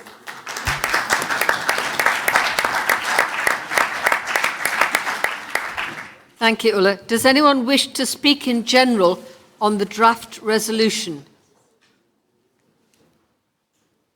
No? We move straight to amendment number 1, which would delete subparagraph A. And I call Luca Frusone to move the amendment. Luca, you have 1 minute. Thank you, Madam President. As the Italian delegation, we believe that this future structure within NATO actually lies outside the mandate of NATO itself. We believe that there are other organizations which already undertake some of the actions envisaged in subparagraph A, and we also wonder how it would actually operate. How would it assess the independence of the judiciary in countries, in other states, or the freedom of the press? And also, what would be undertaken? Would there be sanctions? Would member states be expelled? So we're very much in favor of the resolution in general. But since governments and parliaments are asked to consider these issues, we've done this already, and we believe that this is outside the remit of NATO. Who has asked to speak? Thank you, Madam President. I just want to strongly oppose this amendment. We've had 4 bites at this apple in this conference. It passed unanimously in the political committee, the report. It passed on a 21-6 vote on this very motion to delete this provision, and it passed Ulla Schmidt's committee that's now before us. We also had a bite at the apple in Bratislava. So it's a free forum, but it's not like we haven't considered this and disposed of it. And finally, we heard the Secretary General this morning, who reaffirmed that democratic shared values are important, and we need to promote it. Nowhere in NATO is there a structure to do so, and the language here says, consider such a structure. If we can't live with that, I don't quite understand what we do live with. So I urge that we defeat this amendment. Does anyone else wish to speak to the amendment? Ulla, would you wish to speak to the amendment? Thank you very much, dear colleague. And let me say to the Italian delegation, unfortunately, I can't follow you, and I can't agree with you, because I think we are discussing about different things. we have institutions outside of the NATO who are monitoring and reporting, but we need to do it within the alliance. We are a military and a political alliance. And so that's what the Representative Connelly mentioned. Come back to the discussion with the Secretary General this morning. Please remember, he also pointed out the importance of our values, and to realize this, he said that it is NATO's job to bring the allies together. He mentioned that worries had to be discussed within the alliance and within our parliamentary assembly, and so if we take this seriously, we had to discuss which form and what can we find, which structure can we find to organize an open discussion within the NATO, and therefore I ask you for the support to consider to do so. Thank you. Ola. I'll now put amendment number 1 to the... Philippe, did you wish to speak? Philippe Fulio from France. Oui. Yes, as regards the French delegation, we can support this amendment. I think that there are several aspects that come into play. First of all, very clearly, our organization needs to be able to speak out when we see that the principles that unite us are being transgressed by one of the members. And unfortunately, we've seen an example of this. I'm not going to come back to this morning's discussion on what is happening in Syria, but one of our members is not respecting Article 4 of our treaty that created our alliance. And we see all the possible implications of this. Nonetheless, the fact of having here the idea of setting up a structure internally, this is something that we need to look at. And I don't think that the Italian proposal is calling into question the principles that we are attached to. Quite on the contrary, this is aimed at preserving the value possibilities. Keep everyone to their time. Joëlle. Oui, merci beaucoup. Yes, thank you very much. Well, I'm also a member of the French delegation. I've just been told that the French delegation is supporting the amendment, which I wasn't aware of, even though I am chairing the Committee on the Civil Dimension of Security. I must say I'm a bit surprised by the way things are being done. We have discussed this text at length within our committee, and we had unanimity, aside from the position of our Italian colleague from the Five Star Movement, who did indeed present some amendments but which were rejected. Now he's presenting this amendment, and the only thing I would like to say is that we are parliamentarians. We are here to support this institution, this alliance. We are independent persons. We all have our ideas. We make proposals which are accepted or not. This will be a decision for NATO's Secretary General. But I don't see why this proposal should be done away with. Sorry. Does anyone else wish to speak? Then in that case, I will now put amendment number 1 to the vote. All of those in favour at number 1, amendment number 1, please raise your voting cards.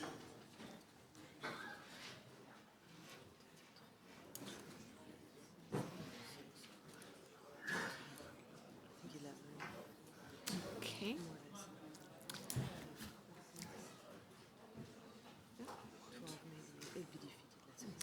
Okay. Those against, could you please raise your voting cards?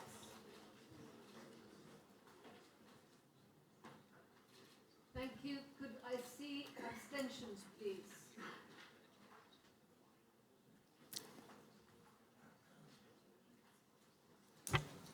The amendment is agreed to.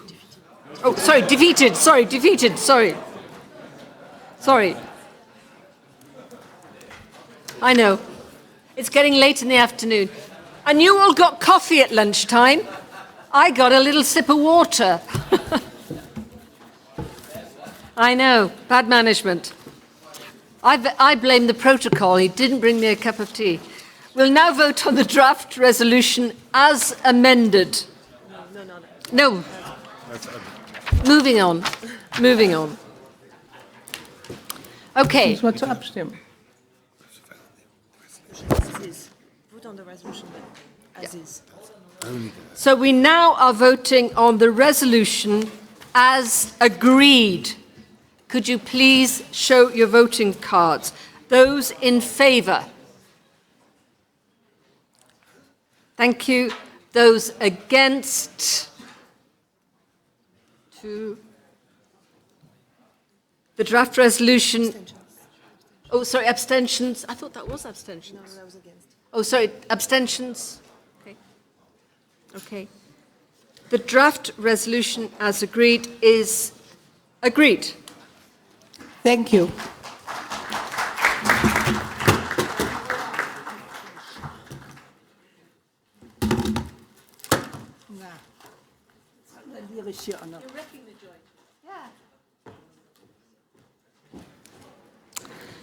Okay, next we come to the first draft resolution from the Defence and Security Committee on supporting NATO's post-INF Treaty Defence and Deterrence Post. No amendments have been tabled to this draft resolution. I call on Joseph A. Day, General Rapporteur of the Committee, to present the draft resolution. Joe, you have the floor.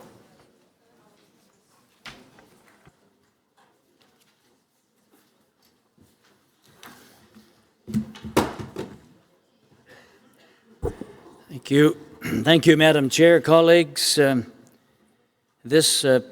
There are 2 resolutions. You thought I was supposed to disappear, but not quite yet. Here I am on 2 resolutions to deal with, and both of them I'll deal with the one called by our chairman first, our president. But I want you to know that this flowed from a very good report and a very extensive report that we did on the same subject. And I want to thank, in particular, Ethan Corbin, the director of Defence and Security Committee, and from Canada, Catherine Simons, Catherine, for doing a fine job in helping with some of the research in relation to that report. Colleagues, the Alliance is faced with a rapidly evolving and in many respects deteriorating global nuclear weapons environment. North Korea and Iran are developing new disruptive missile systems that could allow for the delivery of nuclear warheads. China is improving its nuclear arsenal and will soon have a strategic triad, and triad being land, sea, and air capability. Russia is developing a suite of new nuclear weapon systems as well. Recent aggressive nuclear rhetoric from Moscow is destabilizing, and particularly for Euro-Atlantic security. Blame for the collapse of the intermediate range nuclear forces treaty, that's the INF treaty, lies with Russia. Hopes for extending the only remaining treaty limiting strategic nuclear forces, known as the New START treaty, are fading. Colleagues, this resolution highlights the reality of this new nuclear security environment. It calls for the following action.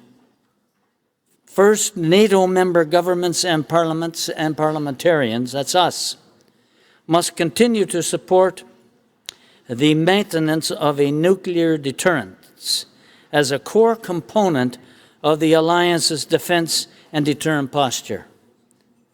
Allies must continue to support NATO's nuclear posture by pursuing investments to modernize nuclear capabilities. Allies must stand behind and resource the alliance's new defense and deterrent measures. NATO parliamentarians must work in lockstep with their governments to educate their citizens about the essential role of the alliance's nuclear deterrence. And finally, allies must also maintain their support for the Nuclear Non-Proliferation Treaty as part of their efforts to strengthen international security and stability. Those, colleagues, are the comments that I have that flow from this resolution coming from the actual report that will be available. And I commend your reviewing of the report, and I hope that you can support this resolution, which is reflective of that report. Madam Chair. Thank you, Joe. Does anyone wish to speak in general on the draft resolution? No? We will now vote then on the draft resolution. Those in favour, please raise your voting cards. Thank you. Those against? 3. Any abstentions? Thank you. The draft resolution is agreed. Excellent. Joe, since you're at the stand, I have another would one. you like to...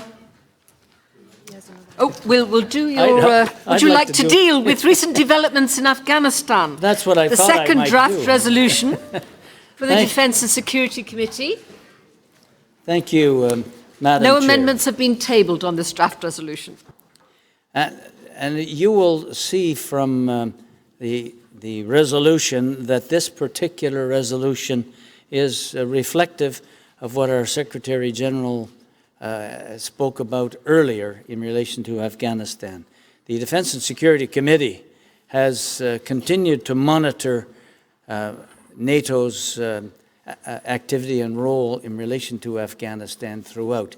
And it's important, even though there are other distractions that require a lot of attention these days, it's important for us not to forget the role that we have played and we continue to play in Afghanistan.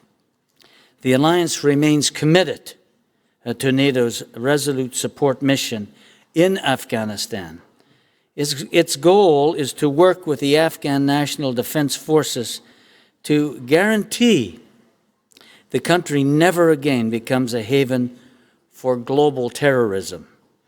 However, NATO's efforts to train, advise, and assist Afghan security forces and institutions have faced complex challenges on the ground.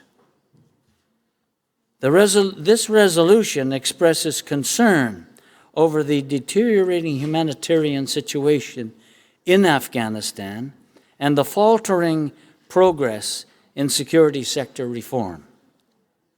It also supports diplomatic efforts to end the fighting and to pave the way to intra-Afghan peace negotiations, which could ultimately lead to lasting peace, stability, and prosperity in Afghanistan. This resolution urges key parties to the conflict to strive for inclusive and constructive negotiations. Recognizing the fragile socio-economic gains that have been made, this resolution also calls upon the Afghan government to pursue peace talks to ensure the significant and enduring participation of women in the country's future. The resolution also calls upon the Afghan government to accelerate broad-based institutional reforms, vital to moving the country forward. Colleagues, significant challenges remain along the path towards peace and stability in Afghanistan. Though many of our countries have made great sacrifices, Afghanistan still requires our attention, our dedication, and perseverance. We must support the Afghan government in its reconciliation and reform efforts to ensure that lasting peace and stability can be achieved in Afghanistan. I would ask honourable colleagues to consider adopting this report as a statement of this alliance. Does anyone wish to speak in general on the draft resolution? We will now vote on the draft resolution. Those in favour, please raise your voting cards. Thank you. Those against? I've got 3. Any abstentions, please? Okay, the draft resolution is agreed. Now, good.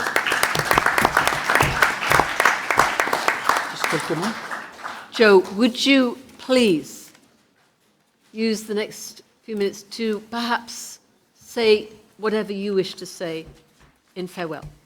I won't use the next few minutes. I'll just say how much I've enjoyed the various jobs that I've had here in the Alliance, and thank you, all of you, for the opportunity to serve. And I will, je vais dire en français. And I would like to say in French, it's not an au revoir, it's see you soon.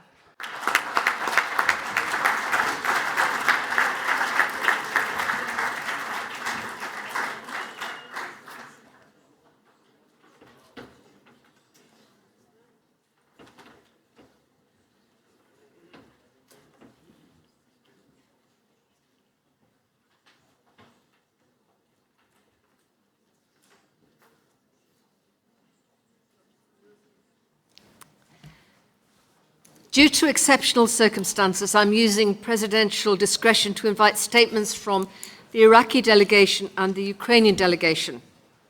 The statements will be given from their seats in the plenary. So first of all, I call upon Bashar Khalil Tawfiq, head of the Iraqi delegation, to make a statement. Mr. Tawfiq, you have 2 minutes. Thank you.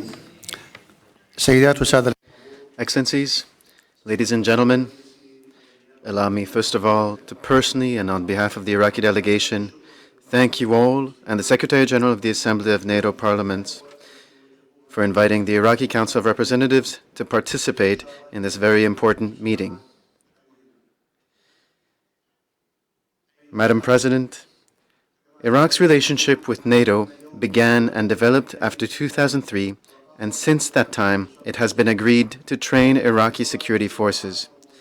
The number of trained officers is 15,000, which includes police and army officers, which led to their high level of performance.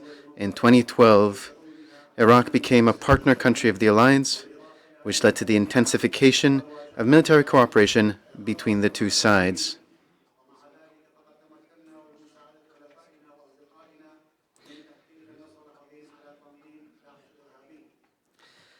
In subsequent years, our cooperation increased, whereby Iraqi forces took the lead in the war against ISIS with the heavy support of NATO.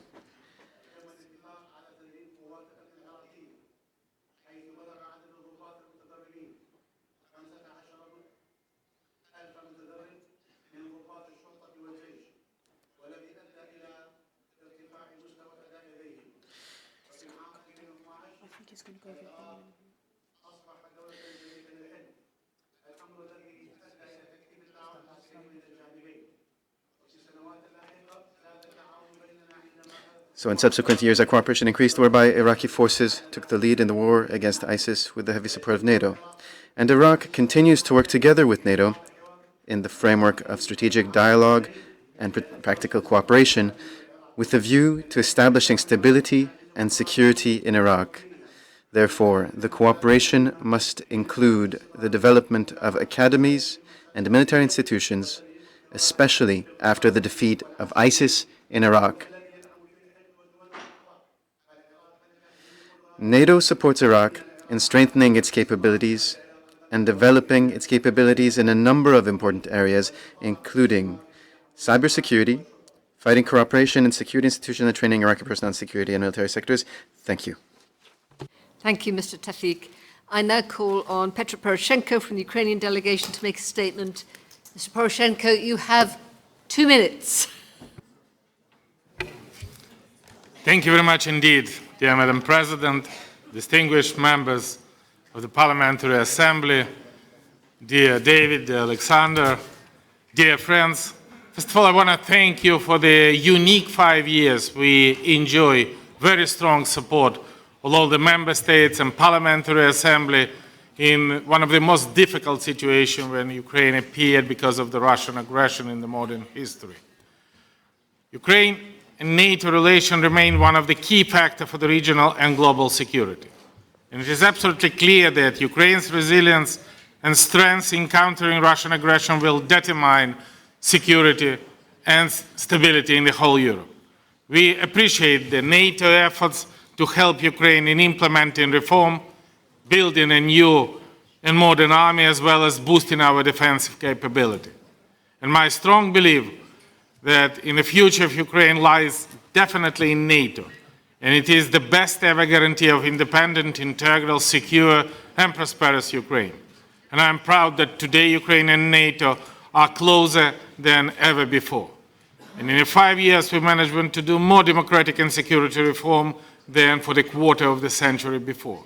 And I approved NATO-based strategic planning, military technological standard, multiplied the joint military exercises, increased the military budget well above NATO criteria. And now, what we need now? Now we need clear membership perspective. Now we urgently need membership action plan. We urgently need that Ukraine will participate in the NATO summit, and that would be the decision which we are vitally need. Dear friends, it is symbolic that today we in Ukraine celebrate Day of Defender of Ukraine. I established this holiday 5 years ago as a presidential decree.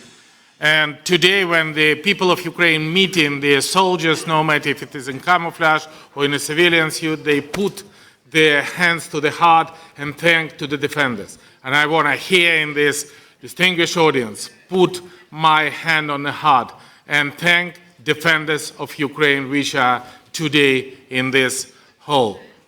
What Ukraine needs is a unity and solidarity with Ukraine. Together we are stronger. Thank you. І слава Україні!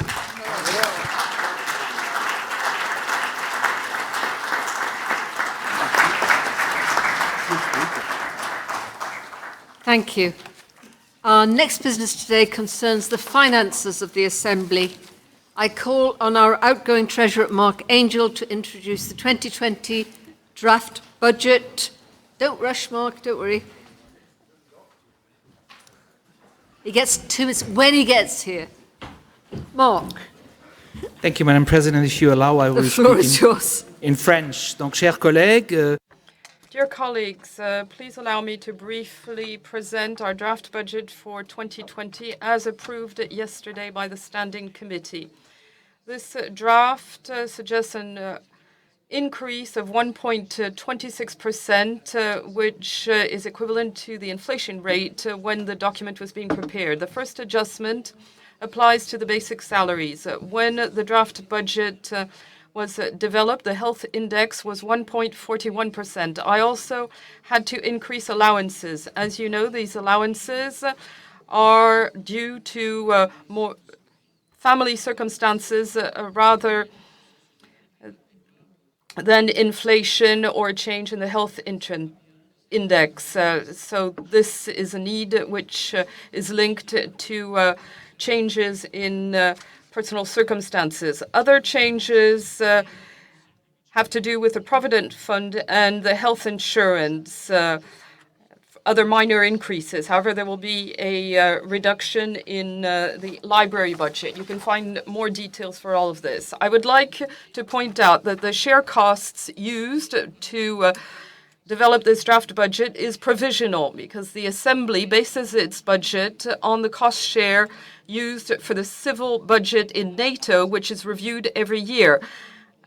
Given the fact that the NATO cost share is undergoing review and is not yet available, therefore, according to our financial rules, the new cost shares will be applied once they have been adopted. So I would like to suggest, as was the case yesterday at the Standing Committee, that the plenary vote on the overall figures for 2020, bearing in mind the fact that once NATO will have adopted its share costs for the civil budget, then we will include this in the revised budget when I will send out the call for contributions for 2020. I'm convinced that this draft budget will make it possible for the Assembly to meet its political objectives and requirements of the Member States. So I hope you will be able to adopt the budget 2020. I would also like to say a few words about the current financial year. As in previous years, we had funding from the Swiss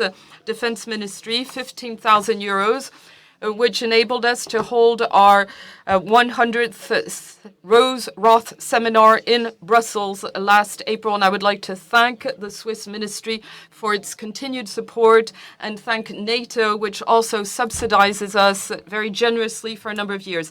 This is my last session as Treasurer. I would like to take this opportunity to thank you for your support over the years. Best to my successor, which we elected this morning, Wolfgang Helmisch, and I can assure him that he can rely on the support of the International Secretariat and particularly on the support of Sebastian Botella, who is the head of operational management. And I can also, as I said yesterday in the Standing Committee, tell him being a treasurer in this assembly is quite easy because you don't have to worry about the income.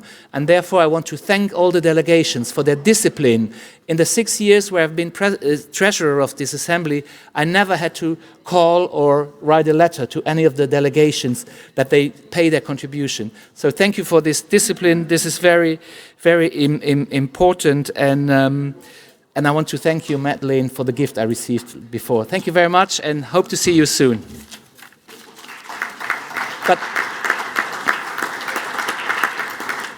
if there's any questions, I'm here. Does anyone wish to speak to the budget? Anyone wish to? No? No. No. Then we'll now vote. We'll now vote on the draft budget. Those in favour, please. Those in favour of the draft budget? Thank you. Those against? Any abstentions? Whoa, there you are, unanimous, Mark. Well done, thank you.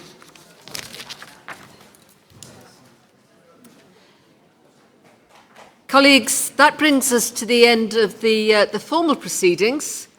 But before the closure of the session, we have 3 short presentations. Before I show them, can I just say, I think this session has been a model of what a parliamentary assembly should be. There have been profound disagreements, there have been profound upsets, but they've all been dealt with in the most appropriate of language and in a way that has retained the unity and harmony of the Parliamentary Assembly. So I thank you for that. Appropriately, I now give the floor to Karl Lammers, who's going to speak from his seat with the German delegation. He's to announce the winners of the Karl Lammers Peace Prize. Karl, you have 5 minutes. Yeah, dear Madam President, dear Secretary General, dear David, dear Ruxandra, dear Henrik, dear colleagues and friends, ladies and gentlemen. It is my great pleasure to speak to you today as chairman of my Peace Foundation that I have founded at the end of last year in Heidelberg. In the spirit of furthering my lifelong political engagement towards peace and freedom, I have founded this Peace Foundation to encourage young people, pupils, students, and young researchers to think about the great importance of peace and freedom in the world. We live in a time where the past 3 generations have grown up without having to witness war in Europe. I find it therefore especially important that young people have an understanding that freedom is something precious and cannot be taken for granted.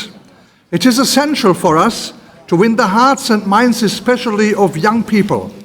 It is the youth we politicians need to pay attention to. We have to listen to them, ask them what they think. We have to inspire them and motivate them to take the future actively in their own hands. Investing in the future always means investing in education, and it also means investing in peace and freedom. In April this year, the Peace Foundation has started with this year's essay competition in 3 different areas. In my constituency, Heidelberg, in Lithuania, as I have very strong connections to this wonderful country, as well as with a global dimension in the framework of the NATO Parliamentary Assembly, where I am active with passion for more than 20 years now. I decided to invest 60,000 euro for the next 10 years, 6,000 euro each year as prize money, 2,000 for each area.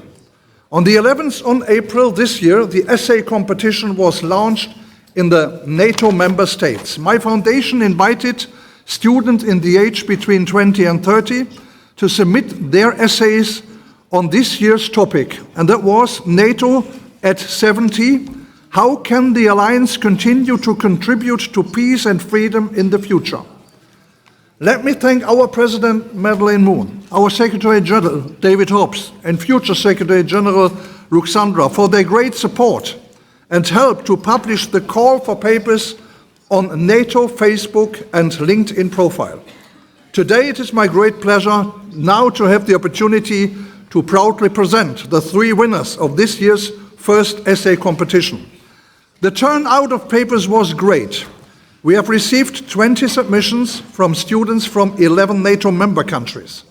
That's amazing. I congratulate all participants for their splendid work. The quality of the papers is excellent. It was not easy to select the 3 winning essays that will be awarded with the Dr. Carla Lammers Peace Prize today. So, the 3rd prize, 400 euros, goes to Pierre Duguay from France. He studies at Sciences Po Paris.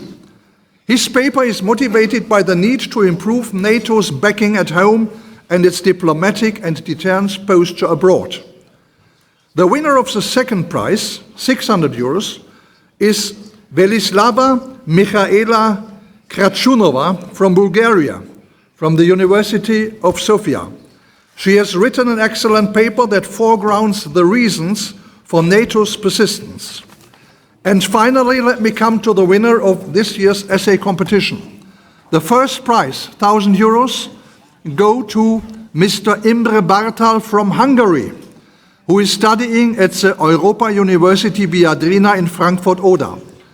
Mr. Bartal has written the best essay this year. I was impressed by his historical knowledge, concise argument, and superb style of writing. His argument is that the free and open character of our societies in NATO allows us to critically reflect on past mistakes and openly discuss the best strategies for the future. Ladies and gentlemen, if you want to know how NATO can continue to contribute to peace and freedom in the future, you must read these essays. Everyone who wants to read these splendid essays, please give me a signal. It's definitely worth reading. In a few weeks, we will launch the next essay competition for 2020. I would be very glad if you could help to distribute the call for papers and send it to all students and universities you know. Thank you very much for your attention, and I hope for your support. Thank you. Thank you, Carl. We now move on to the Mediterranean and Middle East Special Group Seminar in Antalya. I give the floor to Mr. Osman Askin-Bak, head of the Turkish delegation, who last month asked to present a video of the football match between delegates and refugee children during the GSM seminar in Antalya. Osman, you have the floor. Thank you very much, Madam President. Distinguished members, as part of 1990 Rose Road Seminar and Mediterranean and Middle East Special Group, which was held in Antalya in last April, we had a friendly football match with Turkish children and Syrian refugee children. I was really delighted that many members of the Assembly joined this football match.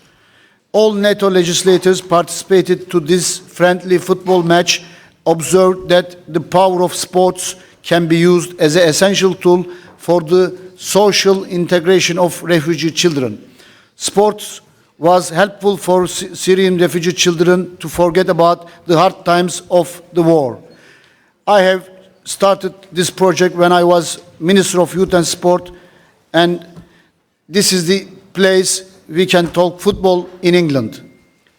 We had a great coach with magnificent tactics, Miss Madeleine Moon. Many thanks to our coach. I also recognize that we had also very talented soccer players within NATO Parliamentary Assembly. If we form a NATO Parliamentary Assembly football team, it could play in Champions League. So let's watch these very talented players. Thank you very much.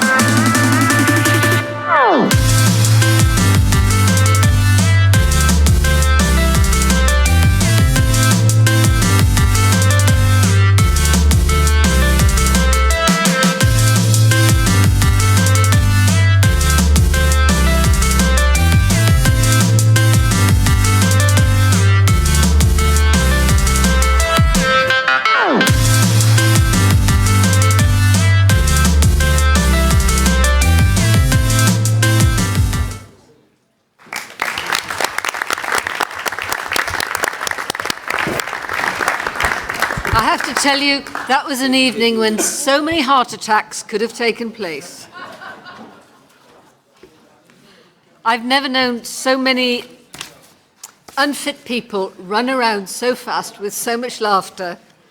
But there we go. It was a wonderful, wonderful evening. We're now going to see the promotional video on the spring session in Kiev, Ukraine.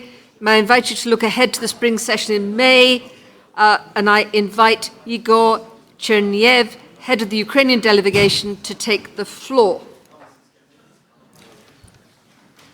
Dear Madam President, dear distinguished colleagues, first of all, I would like to sincerely thank the United Kingdom for hosting this session. It was organized at the highest professional level, and we give you all the credit for that. Now it's our turn. And I would like to reassure you that Ukraine will demonstrate her best hospitality at the next NATO Parliamentary Assembly session in Kiev. As it was mentioned before, today is an important and special day for our country. Today in Ukraine we celebrate the Ukrainian Defenders' Day. This is not just an ordinary day. We also remember those 13,000 people who lost their lives for defending Ukraine from the Russian aggression which has started 5 years ago. Ukraine has clear priorities. We've chosen European values and the Euro-Atlantic vector. We believe in democratic institutions. We will protect our choice and our future. We understand that there is much work to be done yet, but we are changing and developing rapidly. In 2014, our army was forced to revive and be modernized within just mere months. I know exactly how it all happened. When the war started, I became a volunteer soldier and left to the east. I saw everything with my own eyes. I know how difficult it is to fight back the adversary that conducts a hybrid war. For the last 5 years, we have gained invaluable experience. We are ready to share this experience for the sake of the global peace. It will be very symbolic to hold the next NATO Parliamentary Assembly in Ukraine, the only European country which defends itself by military means.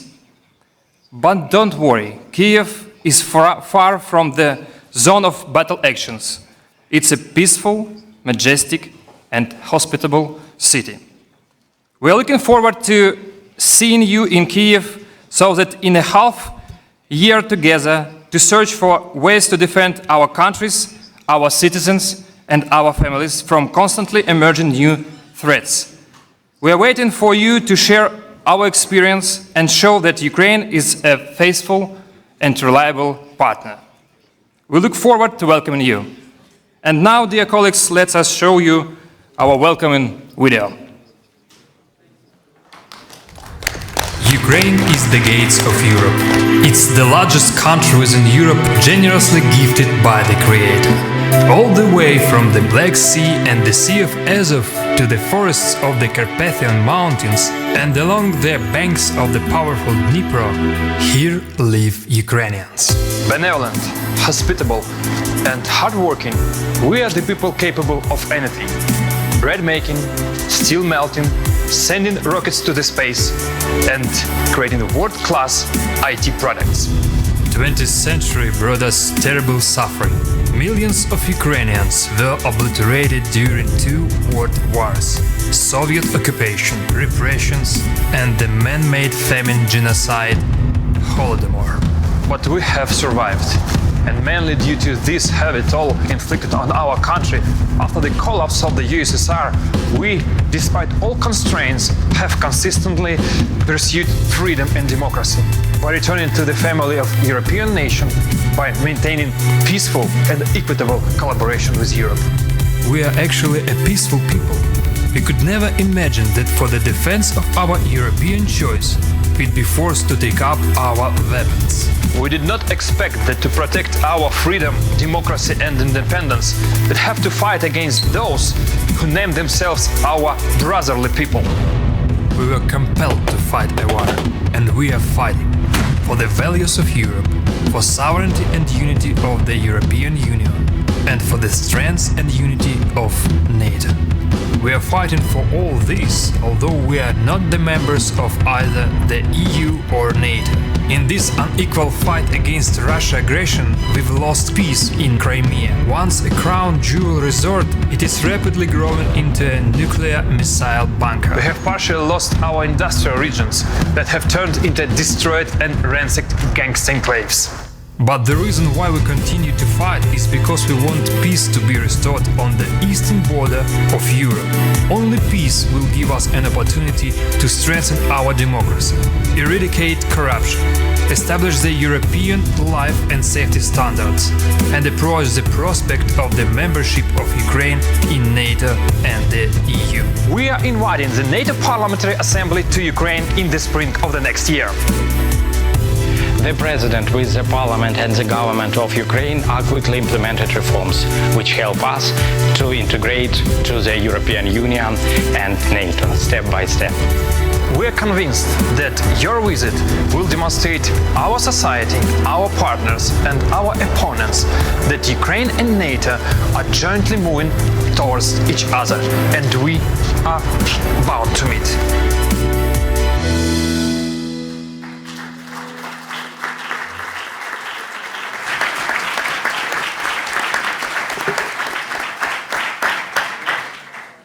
I don't quite know what to say to that. That has got to be one of the most powerful films ever put forward to welcome people to a spring session. That was quite amazing. So thank you, Igor, for the offer to host the spring session. We look forward to seeing you in Kiev, and we look forward to moving Ukraine forward into membership of NATO.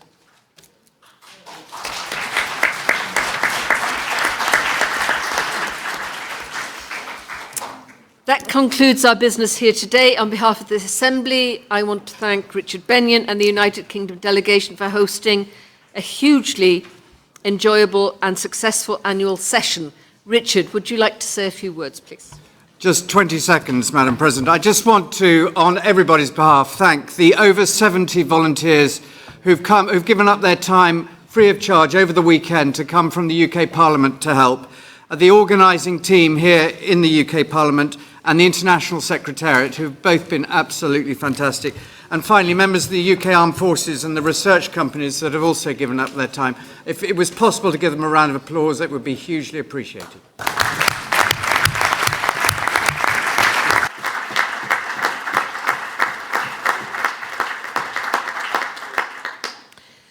Colleagues, the Assembly will next convene in Kiev for the spring session in May 2020. I declare the 65th annual session closed. Travel well, travel safely. Thank you for attending.